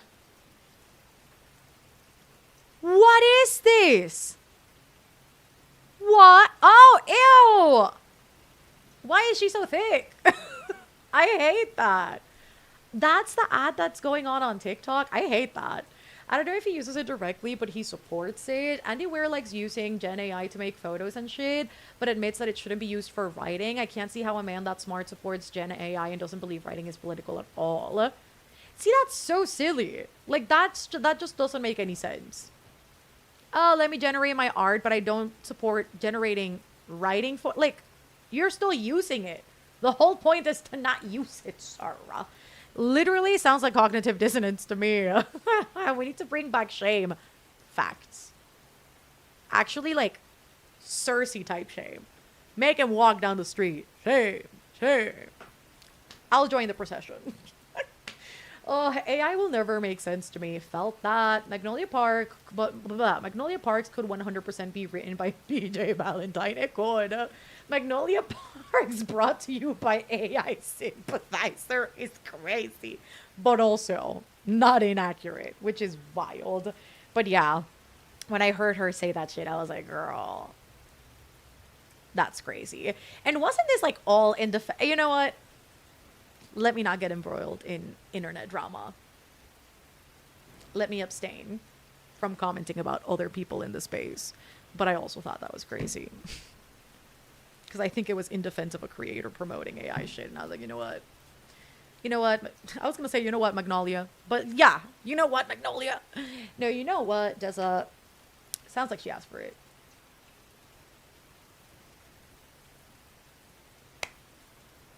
And that is not my business. So that's all I'm going to say. Yes, it was. Defending that girl. Oh my god. So does this mean I have to get rid of Project Hail Mary? I haven't even read it yet. It's sitting on my shelf. I mean, you already own it. You already own it. So if you want to read it, read it. Because it's already on your shelves.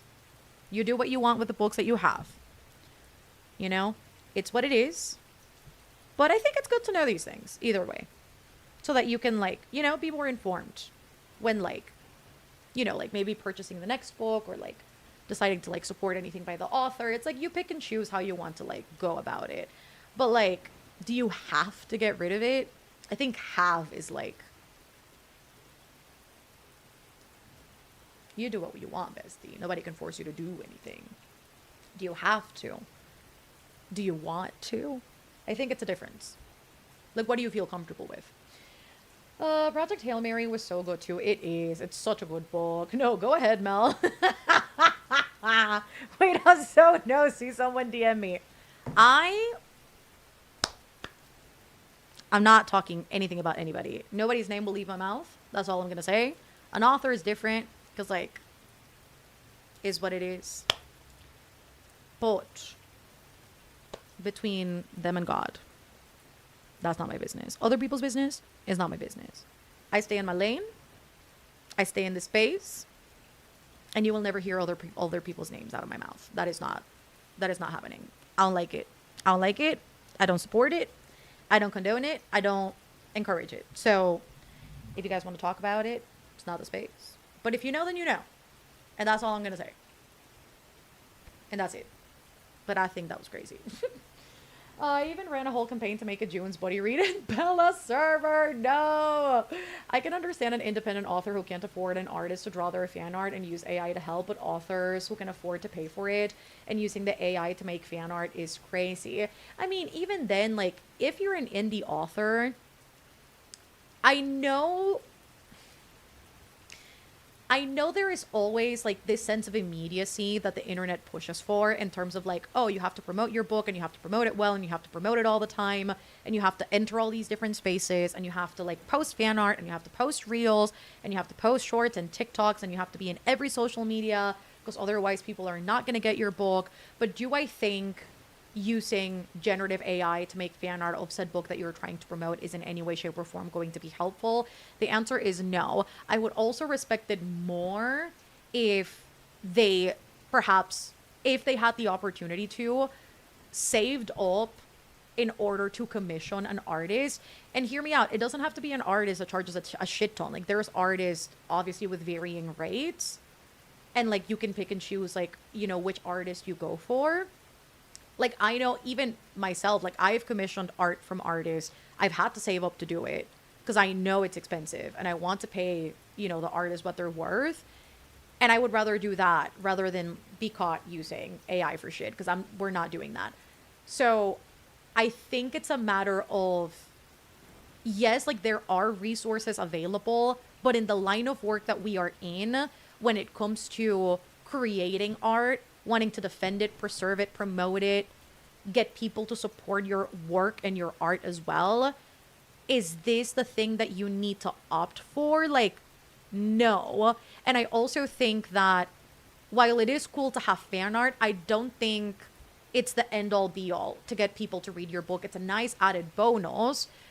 But again, I feel like there are other ways to go about it than to use generative AI, knowing how much is harming other people. Because it's also, we're seeing the rise of how it's harming, like, writing in general to use generative AI. So if it's affecting the community that you want to be a part of, and then you're perpetuating that harm by using it to create art, my personal opinion is that it's just a little bit counterproductive.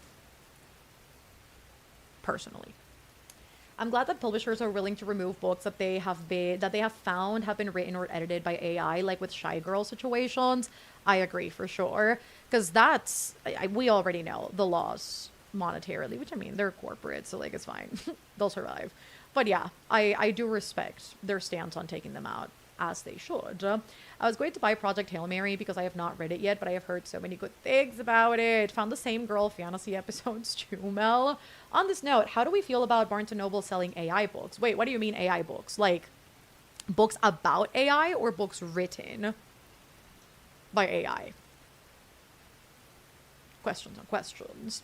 Back then, you could use video editing software for free to promote the books, like book trailers, right? And again, I feel like there's many different ways that you could promote your book that doesn't involve using generative AI in any way, shape, or form. Like, obviously, like, it'll take time. It involves, perhaps getting, like, very creative with it. But, I think if you do it right, you stand a lot to gain as well. I think they're going to start selling, don't know if they already started selling them. What in the dystopian world is going on? I think I need some clarification on this. Like, selling AI books, like, written by AI? What is this about? I mean, I haven't bought anything in Barnes, and my membership has not been active in a while. I switched over to Books a Million. Anyways, but I need some clarification on this. There's actually an indie author who was able to make her own fan art and little shorts, not litter, and little shorts for her book. Love that. Barnes and Noble selling AI. I need to know the full thing. What do we mean? Somebody clarify in the chat. Barnes basically came out saying that they will sell both written by AI and assisted by AI books. I hate that. I'm glad my membership hasn't been active in like a year. What the hell is that about? Books written by AI, the owners, and aren't they? Wait. Actually, wait a second. Pause and double pause. Who bought who? Because isn't Barnes & Noble owned by Waterstones? Or is Waterstones owned by Barnes & Noble? I feel like Barnes is owned by Waterstones.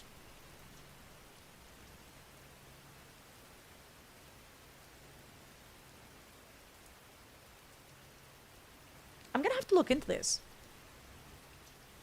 I'm going to have to look into that. Because that's crazy. I think the Barnes situation was more or less like they could start selling them if they are marked as AI. Not 100% sure, but I think it was more along those lines. Hello, Drew. Currently reading and starting Pride Months Off with A Grim and Sunken Vow by Ashley Shuttleworth. Ooh, book 3 of a YA fantasy series. Is that the... oh my god, what are they called again? What's the first... I have the first book. A Dark and Hollow Star, the third book in that series. Brother not Barms. I can't even speak anymore. Books a Million's membership is so much better. I need to get that. Because I don't have a membership. I haven't been ordering. But I did make an order. I did make an order recently. And I don't have a membership. So I'm going to have to get into that for sure. The CEO said he was okay if they started selling books written by AI in their stores. They haven't actually started doing it. Ooh, I hate that though. Because why would you? BAM membership is better, and they recently took away their reusable coupons. Not me looking to see when you're going to be doing sprints because I need to lock into my summer class syllabi, and you are live every Monday, 5 p.m. Central. Next Monday, though, we're sprinting at 8 a.m. Central. Yes. Barnes bought Waterstones, right? Wasn't it backwards? Yeah, Waterstones owns Barnes. Barnes is owned by investment firm. Oh, according to Google, he said that they would only sell them if they were labeled as written by AI, which is still not great, but that's the clarification. I mean, I don't know how I feel about that. Because, like, yeah, they're labeled as AI, but, like, why would you sell them anyway? Like, that's just weird. I hate this. Like, what's next? Are we going to Clara and the Sun it out? Like, what? I hate that. I do. I'm going to have to read up on this. I'm going to look this up later. I have homework. Separate stores owned by the same parent company. Oh, Waterstones and Barnes are both owned by the same management copy. They are on the same level. Some indie authors also just use Pinterest photos to promo books, which I think works really well to bring out the vibes of the book without spending money. I agree. Like, literally just make a little collage, like a little mood board on Pinterest. I love that. Underutilized tool, to be very honest. And you can find some really cool images and just like make something that's like, just give me the vibes. Because most authors are using mood boards anyway when they're even starting their writing process. So just show me that. I love that. You know who does that really well? Kate Golden. Love. Just show it to me, Rachel. You don't even have to do something crazy. Thankfully, Thursday is best thing with BAM, especially since it's for pre-orders. The author's name is Riley Quinn, and the book is Gold and Gossamer. I feel like that's how you pronounce that. It looks like the same investment firm bought Barnes and Waterstones. BAM membership is great, $25 for the year, love, but you get a $15 gift card back, get 10% off, and free shipping on online orders. Ooh, I like that. I like that a lot. See, I'm not buying books very often, but $25 a year is not bad at all. I like that. I might have to sign up. The fact that AI books are being published in the first place is horrific. Facts. I agree with that. I wish I had a BAM. My small town could never. I mean, you could order online. Which is also like the other like tricky thing as well with like all of the accessibility things is like some people don't have an option but to support certain places that might support these things, which is always like the downfall or like the downside of these things, which sucks. I hate that. I hate that too. The closest BAM to me is like 4 hours away. Dear God. Everything in the US is like so far away. Like the fact that people have to drive like an hour sometimes to go to a movie theater. I'm like, what do you mean an hour? Why are things so far away? It's crazy to me. I can't comprehend that. But also, I live in a very small country in comparison. It's wild. I prefer Books A Million, but they closed the store that was close by. And now I have to either order online or drive an hour. There we go. I have 2 Barnes near me, but I never liked Barnes. BAM has better membership deals. BAM has good sales year round, especially if you don't have a membership. Also a section of books clearance for $10 below. Good selections too. Also, it has a coffee shop attached that I love. That sounds like a really good vibe. I love BAM. I'm a member there. Barnes is too far from me. Also, I think BAM is cheaper for free shipping price than Barnes. BAM is better in my opinion. I love so many people supporting Books A Million. Between a Barnes and BAM membership, I like the Barnes and Noble one. You can get your discount online as well and not just in person. So wait, is the BAM discount only in person? My favorite bookstore is a local one to me that sells new and used books.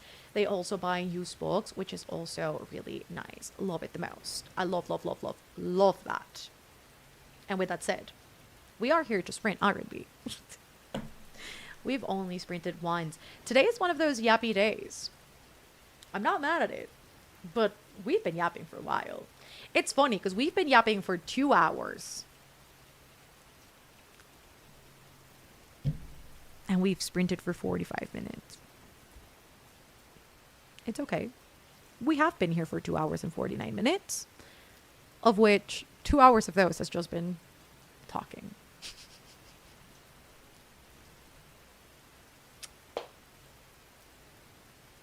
I feel like you guys already know what you get when you're here. 16 hours away from Books A Million? Crazy. Riddle me this. My town has a film festival every year, and there is no movie theater in my town? Oh, that's crazy, Presty. BAM discount is only in person. Oh, wait, no. You can get the BAM membership online. Okay, wait. It's one thing to get the membership online, but can I get the discount online? My options for bookstores are either local indie stores, which we love, but they tend to be quite expensive, I do agree with. Upcharge from basically every major retailer or Barnes or Powell's, whose CEO also supports AI. Why can't people just be normal? Like, be normal challenge. Why is that so hard? I don't have a BAM near me. There's a BAM right down the street from me. I still have both memberships, though. Can we both love BAM and Barnes? Up to you, bestie. BAM is both in person and online. I'm not complaining. I missed y'all. We're yappy. I love the acronym BAM. BAM. I feel like I have to do it like that. Because it does have the question mark at the end. Not question mark. BAM. BAM. Exclamation point. What's your point, Heffa? We aren't the yap.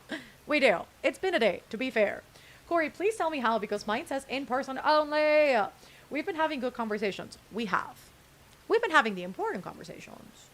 If we do, well, mine is the horror one. Not my favorite. But theirs is quite good. If I do say so myself. Not everybody might agree, but it's quite good. I don't think there's a Books A Million here in the UK. I could be wrong. No, it's a US retailer only.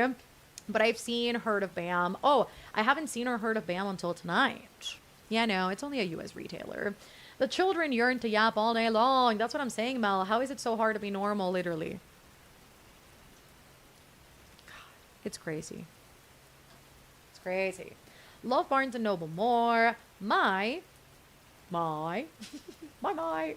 The 10% discount is only in store, but there are plenty of benefits for online. Like, there's just a constant 20% manga sale. Ooh. I try not to buy it online because for some reason they always come damaged. Yeah, I feel like that's always a risk, depending on how they come packaged. I need to research if there's a BAM near me because I've just always gone to Barnes due to closeness. Emeril Lagasse? What's that? Who's that? It's probably a person. Bam! We have a second in Charles, which is owned by BAM. Oh, I didn't know that was the same company. That's cool. Also a Barnes in the local mall, but also a local indie, which I love, but I'm trying to spend less, so I've been using local libraries more lately. I'm back. Hello, Gracie. I'll be writing one of my historical romance projects and maybe try to get back into my newest mystery romance project. Hopefully we make a lot of progress tonight. Despite the yapping, which is a plenty tonight, I'm not going to apologize. I need to find a video for reference. Please do, because I fear. I do not know what that is. Anyways, I will see you guys on the flip side. Absolutely. Yes. George does have his own bookstore, which is cool. He also has a bar and a movie theater, which like are insane side quests. But honestly, if I was an author, I would do that too. Like literally 3 of my favorite places: a good bar, a good bookstore, a good movie theater, also a good coffee shop. Like, I would do all those things as well if I was a really successful author. And I love that. Oh my goodness. My parents went and got to meet him. I only live in Las Cruces, so if I ever go, I'll let you know. Mel, please do. Oh, the chef meme. I'm going to need a reference for sure. Still wish we would get the 10% online as well. That would be hella nice for sure. Elite ball knowledge, Preston. Sometimes BAM has different books that I can't find at Barnes sometimes, but I like both. My town doesn't have a bookshop locally, but we have a fantastic local library. Love. Next sprint, Mel. I should have started that, huh? Ooh, I heard the author of Diary of a Wimpy Kid also has a bookstore, which I think would be like very in line with like a children's book author. I love that. I do. I feel like that's really nice. Reference video is posted in the print and sprints chat, Hiva. I'll look at that. Well, let me not put my AirPod in, but let me look at that during the sprint. We sprint!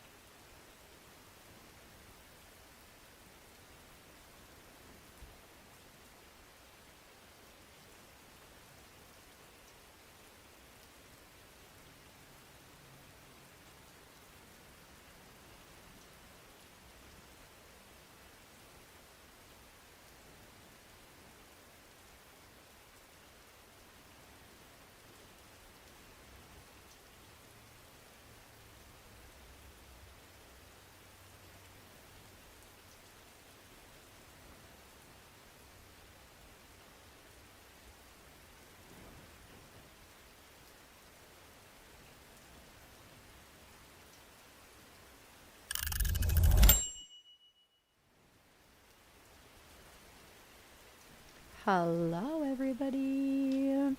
So, I finished my granny square.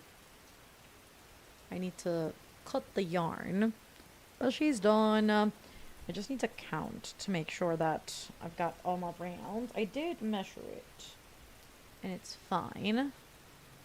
Just need to make sure.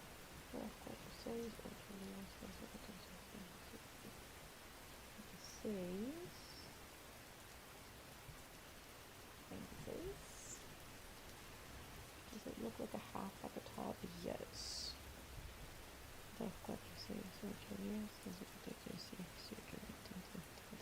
Okay, beautiful. Granny Square is done. And I listened to a couple more chapters of Dungeon Crawler Core. I am in the middle of chapter 35. Mordecai is talking about killing killing children over wanting to see a very specific person. Which is quite extreme of him, if I do say so myself. Alright. Where would that be? So that's a no then. I made it to page 299. Oh wait, no. 300 exactly. That's so funny. Alright, I officially have like what, 120 pages left to go? 127 pages left to go till I finish Dungeon Crawler. Not too shabby. Not too shabby. And we are back with Mordecai, who I absolutely love. So that's a good time. Alright, let me grab my scissors, however, so that I can cut this yarn and fasten off this round. Ah, this granny square, all of it. Alright, there we go. Okay, took a shower. And then, as much as I hated to, I bought the audiobook for the deal because I wanted to continue reading. But my eyes were giving my Kindle the middle finger. You know what? That's fair. It happens to me sometimes too. So I felt that. A dinner showered started Face Off by Chelsea. The words escaped me truly. And Logic does too, apparently, by Chelsea Curto. I don't think only reading 5 pages of Tower of Dawn counts, but that's what I did. Progress is progress, girl. Anything counts. So I would say, yes, it does count. Absolutely it does. Was that the last sprint of the day? No, ma'am. We still have more. I think we're going to do one more sprint. And then we're going to switch to another very important activity. Maybe, perhaps. Still thinking about it, but it's possible. Alright. Hold up. Let me just fix that. Alright. Read a few more chapters of my book and a bit more than an hour left of work. The period is perioding, though. God, I need to get mine. It still hasn't come in. But I was cramping yesterday. And all day today, I have felt like it could get here at any moment. I do have a pad on, just in case, because you never really know. But it has yet to arrive. And I would have expected it to get here yesterday, since it was a full moon and a blue moon. And my period typically syncs up to those things. I always say I would have been hung, or I guess burned at the stake, for being a witch back in the day. No doubt about it. Ready for bed, now to read Clash of Kings. Ooh, nice. Until I fall asleep. Hopefully you're enjoying Clash. Didn't get any reading done, but did make and clean up dinner. Started the spell shop while working on dailies for Tomodachi Live and some payroll work. Also, hello, Cosmos. You know, I do feel like I got my period. I might have to go check in the next sprint. Because I feel it. But you know when you feel it and then you go and there's still nothing? It might be that. But, like, technically it should be here. If not, I will be very surprised. I watched some YouTube. I hope everyone's having a good night. You too, Cosmos. I read 39 pages of The Master and Margarita. Curious Mel, do tell. About what? I'm like, oh, about the potential gaming. I was like, about what? I say things and then I get lost by the things that I say. Anyways, yeah, I did mention maybe potentially some Skyrim. It's possible. You know, don't rule it out. Don't rule it out. I read the chapter 40 in Starside and drank some of my water. Has he yelled at us yet? No? Oh, wow. No yelling. Such a nice hydration check. Thanks, Presty. Everybody, it's time to drink your water.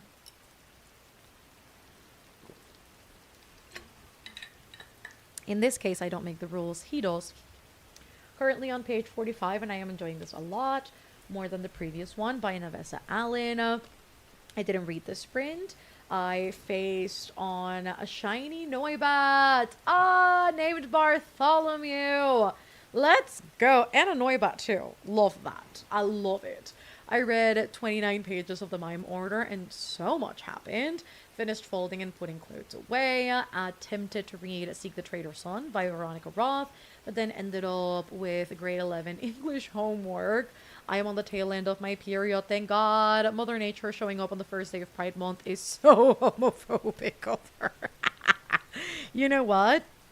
I'm used to it at this point. Honestly, the day that my period decided to sync up with the moon, I knew I was done for. Because honestly, that was probably the witchiest thing that has happened to me ever. There was a month last year. This is a story time that you guys potentially don't need, but you'll get anyway. But there was a month last year where I got my period twice. Because there was like a supermoon. Whatever month that was, yeah, that happened. And ever since, I get my period when the full moon hits.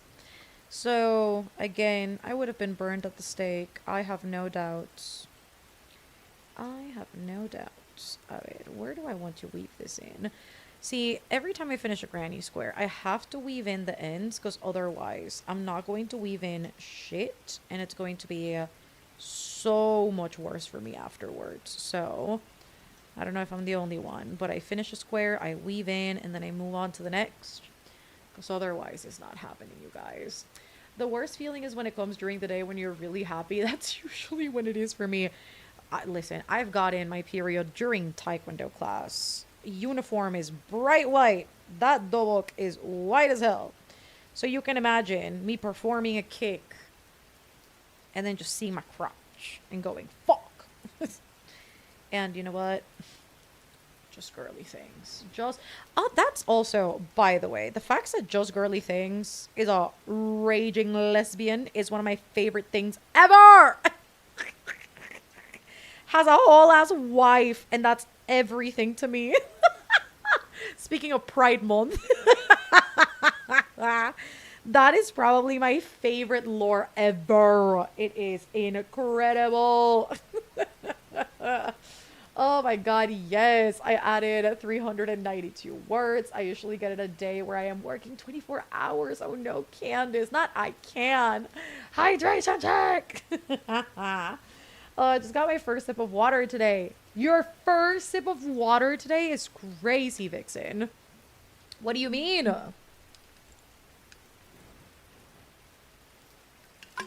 That's crazy. I managed to get another 45 pages read. I hate that, girl. Listen. Gajes del oficio. If it happens, it happens. Like, whenever I feel like, you know, the juices might flow, I just put on a pad, but sometimes it just comes forth unexpectedly. Unannounced, if we will. No cramp, no anything to signal its arrival. And sometimes it happens like that. What can a girl do? We just say, thank you, because the body's functioning properly, but like, you know, it's inconvenient. But it's what it is. I have suffered worse, okay?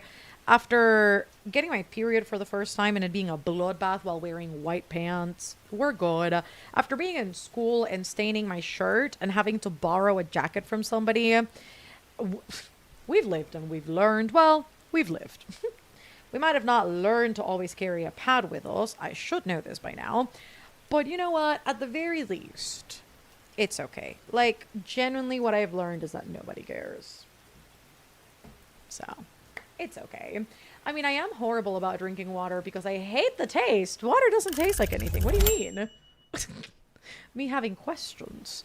Anyways, let's get on to the sprint. I am going to go check because I have a feeling. And I am also going to scrounge up some din din because I need to eat. And then after that, the sky's the limit.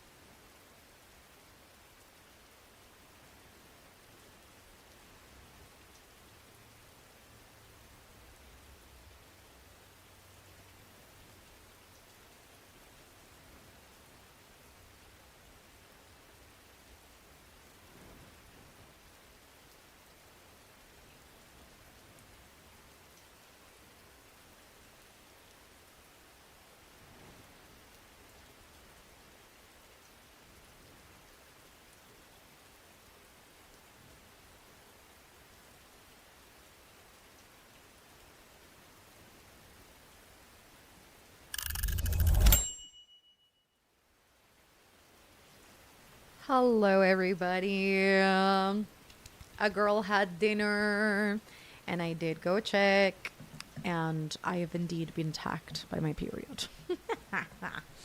I knew it. I knew it. I just had a feeling. You know, when you just feel it. That was me, and I was right. Anyways, that to say, I did continue listening to Dungeon Crawler while I was having dinner, and I got up to chapter 38, which means I have about 100 pages left. And when I say about, it's 105, but still, 100 pages left. So that's very exciting because I'll definitely be finishing the bookie. I think, honestly, tomorrow morning, because I do have a very early morn tomorrow. I need to be up at like 6 at the latest. So I do think between going to the gym, doing my little workout, listening to the audiobook there, coming back home, making breakfast, starting the day, doing all the things, doing a little bit of cleaning, I think that should be a good like window of time to continue listening to the book and potentially get it like at least close to finished, because I do have other things to do throughout the day. I have some editing to do. I have some meetings in the afternoon. So, you know, might not get so much reading done then, but before that, it's possible. Anyways, that was, unfortunately, our last sprint, because I do need to, like, do a little bit of resetting before before I go to bed and before a new day dawns. So I do need to like clean the dishes and do the things, because I did make lunch, but I just left all the dishes in the sink. So I do need to wash all that, kind of reset the kitchen before I head to bed. And then again, I need to be up at a really early hour tomorrow. Yes, ma'am. So I feel like this was a good run. A ver, The House Next Door, round 3, page 66 to 122. Things are picking up. 15 pages of Tower of Dawn. I also ate during this sprint, watched Ariana Grande's new music video, and read the chapter 42 in Starside. Got to 26% of the deal and played a little bit of Tomodachi Life. I am 25% into Face Off. No new faces. This Fennekin just doesn't want to shine. Maybe it just needs a little more time. Maybe tomorrow morning you'll wake up and it'll want to shine. Maybe it's just a little shy. Maybe we just need to get a little more familiar. 55% into In the Veins of the Drowning. Watched more YouTube because my head hurts, so I can't read at the moment. Thanks for the sprint. You're very welcome. Have a good night, everybody. I am going to head off to, again, do all these dishes and then get ready for bed. And I might actually try and read a little bit of Agnes Obert before I officially turn in for the night. Maybe get to chapter 3, which is only a whopping like 7 pages, but it's okay. Some pages of this will be good so that I can like fully wind down. So that's the plan. Absolutely. Page 281 of Kingdom of the Wicked. It's almost midnight, but I might stay awake just a little longer to finish it. Made it to page 65, and oh my god, this is what I needed. Glad you were prepared for the period then. Thank goodness. Again, I just knew. I woke up this morning, and before I headed out to Taekwondo, I was like, I know I should put a pad on just in case. Then I came back home, showered, reset, did the thing, put it back on, because I was like, well, not the same one, but like a different one. Anyways, I was like, yeah, we need to make sure that we're covered, just in case. Because I had a feeling. And I wasn't wrong. I was not wrong. Anyways, 15 minutes of work left. Hopefully you finish out that shift well. Thanks for being here. Always a great motivation to read. Good night, Mel. You're very welcome. Thank you for being here. You have a good reset before bed, Mel. Have fun. Even if I did not read anything, that's totally okay. Thanks as always for the sprinties, Hefa. You're welcome. Anyways, yes, you already know the last couple of announcements before I head off. Presti has already plopped the linky for Patreon if you want to join. Again, like we chatted earlier, helps support the channel a thong. Maybe thongs, but a lot. It helps the channel a lot. And a really cool announcement is going up tomorrow, which might involve a read-along. Very exciting stuff. Anyways, so that's going up tomorrow. You might want to know. You might want to be part of the thing. Just saying. I'll make it worth your while. Like, really, really worth it, by the way. It's really cool. I'm really excited about it. And if you have not watched yesterday's video, I will plop it in the chat so you can catch up with our latest upload. My June TBR should be going up on Thursday. Patreon will get early access, but then it goes up on the main channel on Thursday. So that's something to look forward to. And then there will be a reading vlog going up on Sunday, and then morning sprint on Monday. So you're going to get fed very consistently. I got to make sure that my children are well fed. So happy gays. Happy gays days. And I will see you guys very, very soon. And I hope you get a good night's rest, first and foremost. And last and normost, I will see you very soon. And thank you for being here. I love you guys the most. Thank you for joining. And I will see you soon. Goodbye.